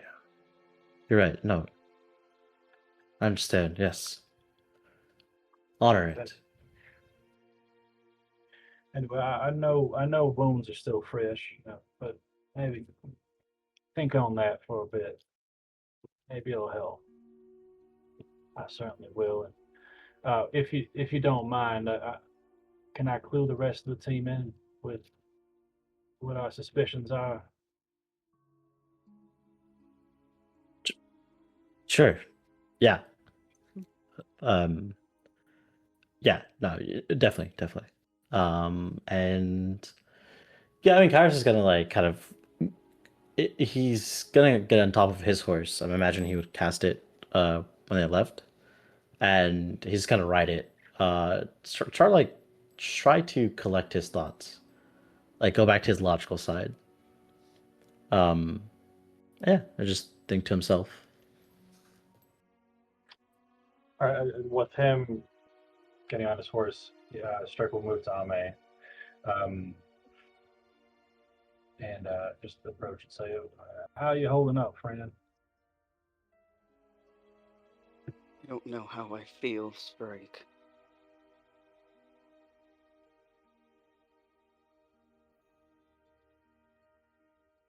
Say you don't know how, or I don't.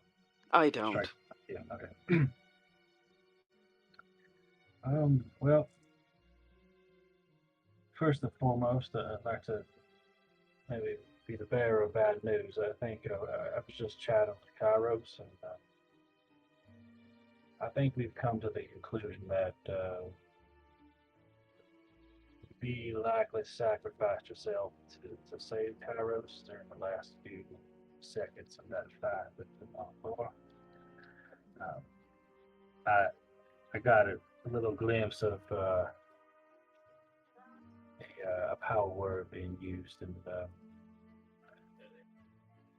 would have been certain demise for Kairos. So I think it's safe to assume that B's not going to be showing herself again. Ame just I don't think his reaction is very obvious. It's very internalized, but he hears what Strike is saying, and I think he just kind of looks down into his, you know, into his lap and holding his arm, and it's just this mission cost us more than I ever thought it could have. I I question if it was even worth it. It's that's a question that I think each person has to ask themselves, and each will have a different answer. But I've also come by to talk to you and maybe offer a glimmer of hope. I know that what you lost can't really be replaced, but I have seen some things on my travels that I might be able to offer you. Um, I, given some time, I believe I can replace that arm of yours. You won't have to live with just one. I give me a chance, give me some time, and I think I can replace that arm of yours with something that's comparable to what you had. Maybe with a few little tricks here or there. It's a weird feeling to not have a part of you. I I fought with all of my body in many fights, and to not have a piece of me, it's strange, but thank you, Strike. I appreciate it. Yeah, some people I've heard talked about having these strange feelings of almost thinking that it's still there. Maybe some phantom sensory perception. Well, maybe if we put something physical there again, maybe it'll be comparable to what you had. Maybe not as dexterous, but I think we can put you back together mostly. Hey, Thank you, for all I Strike. know, with a little bit of extra research, who knows, maybe we can make it better than that. Thank you. I'm grateful for everything that you offer. I think I could probably do something in the meantime. Would that be of use? I can offer you something just to get along. Like what? Well, kind of in anticipation, he's gonna pull out from his bag like a rudimentary arm with like some leather straps. You Um, just like had an arm in your bag. well, yeah. Well, we did have a wrist, and to be honest, I was thinking about you a bit. And, yeah, I threw this together just to see if maybe it would help you. Obviously, we've been through a lot. Um, and he kind of offers it up. It's not much, but it's some pieces of metal.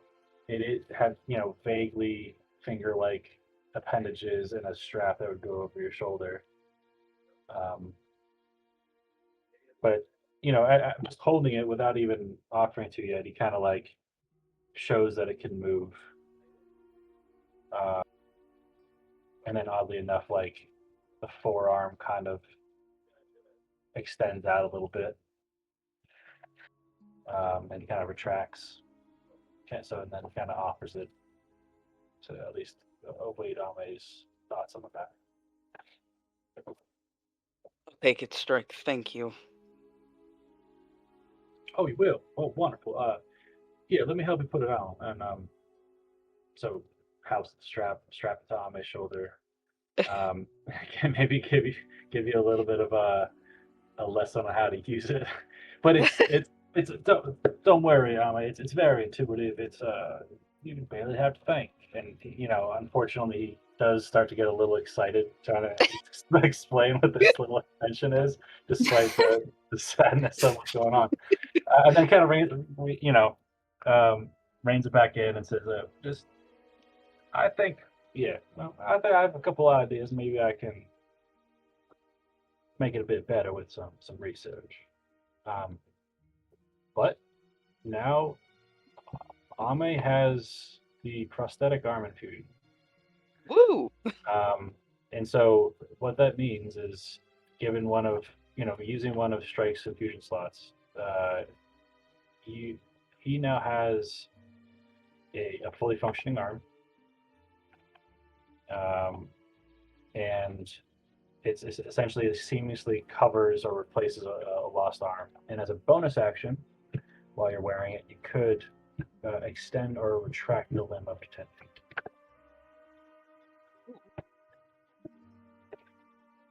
So it effectively replaces it, plus you get a little extra reach if you want to. Thanks. Delightful. I was not expecting. That was quick. Yeah, it's the benefit of infusions. But that's why there's a promise on potentially something more with some maybe homebrew-esqueness. Something more secure, maybe, and something a little bit more survivable. Yep, permanent, maybe. Yeah. Because the infusion is something that will fall apart, if not re-upped, right? So like if all of a sudden like he kind of forgets or gets too excited and infuses too many things, all of a sudden your arm is going to fall apart. So it's taking resources at the moment, but we'll see how things go here. Cool. Thank you. Extendo Lin, go, Inspector Gadget. Yeah. Just don't get any ideas. Don't like lop off a leg just for extending boots or something. Interesting. Hey, Well, now but it that you might mention still it. That is a I whole might other try. subclass. That's a whole nother artificer subclass. I might start lopping off some legs. See how far the party gets. What more do you want, man? I will What say- more do you want? Everything, guys. Sorry, everything's at risk. Shuni Greed. took a peek at the injury table. There's a lot of options. It's scary. Let's see the But- table. I will say, because you guys are traveling all the way back up to Lyland and then Phandelver, there's a little bit of time skip here as you're all just trekking through, having these conversations, and you will get enough long rests to fully clear out your exhaustion. Yay. We're healed. We're whole again. Sure, man. Well, Partially whole. Until eventually, you'll make your way back to the good old town of Phandelver, which, in terms of time, would be to get to Lyland would be 4 days, and then another 7 days to get to Phandelver. So it's something like 12 days, 11 days of travel. And You then you have better 1 day believe of that rest. Strike's using that. So you all are just traveling out. Strike can definitely use some of it, but you also don't have the forge. So Right. It's definitely just downtime. In between traveling. you're trying to work though, still working away, and you have some of your research too, should any of that come up. But that does bring us to the fact that you all are back in the town of Phandelver, the ever-growing home of the Seeker Six. And with the time to rest, recover, and reflect on what happened, you all will now level up to 9. Oh shit! Whoa! It was all They worth said it. It was all worth it. And I think the questions that lie ahead of you are what you can do with your rewards, how to prepare, but also where to go next. Because you found one of the artifacts, but you think back to how you even got here. Those visions. If one of these led to an artifact, where might the others lead? And with that thought, we'll go ahead and end our session here. Oh my god. How much gold do we get? I'll add it to the party loot, but it's 5,000 for the group, yep. Whoa.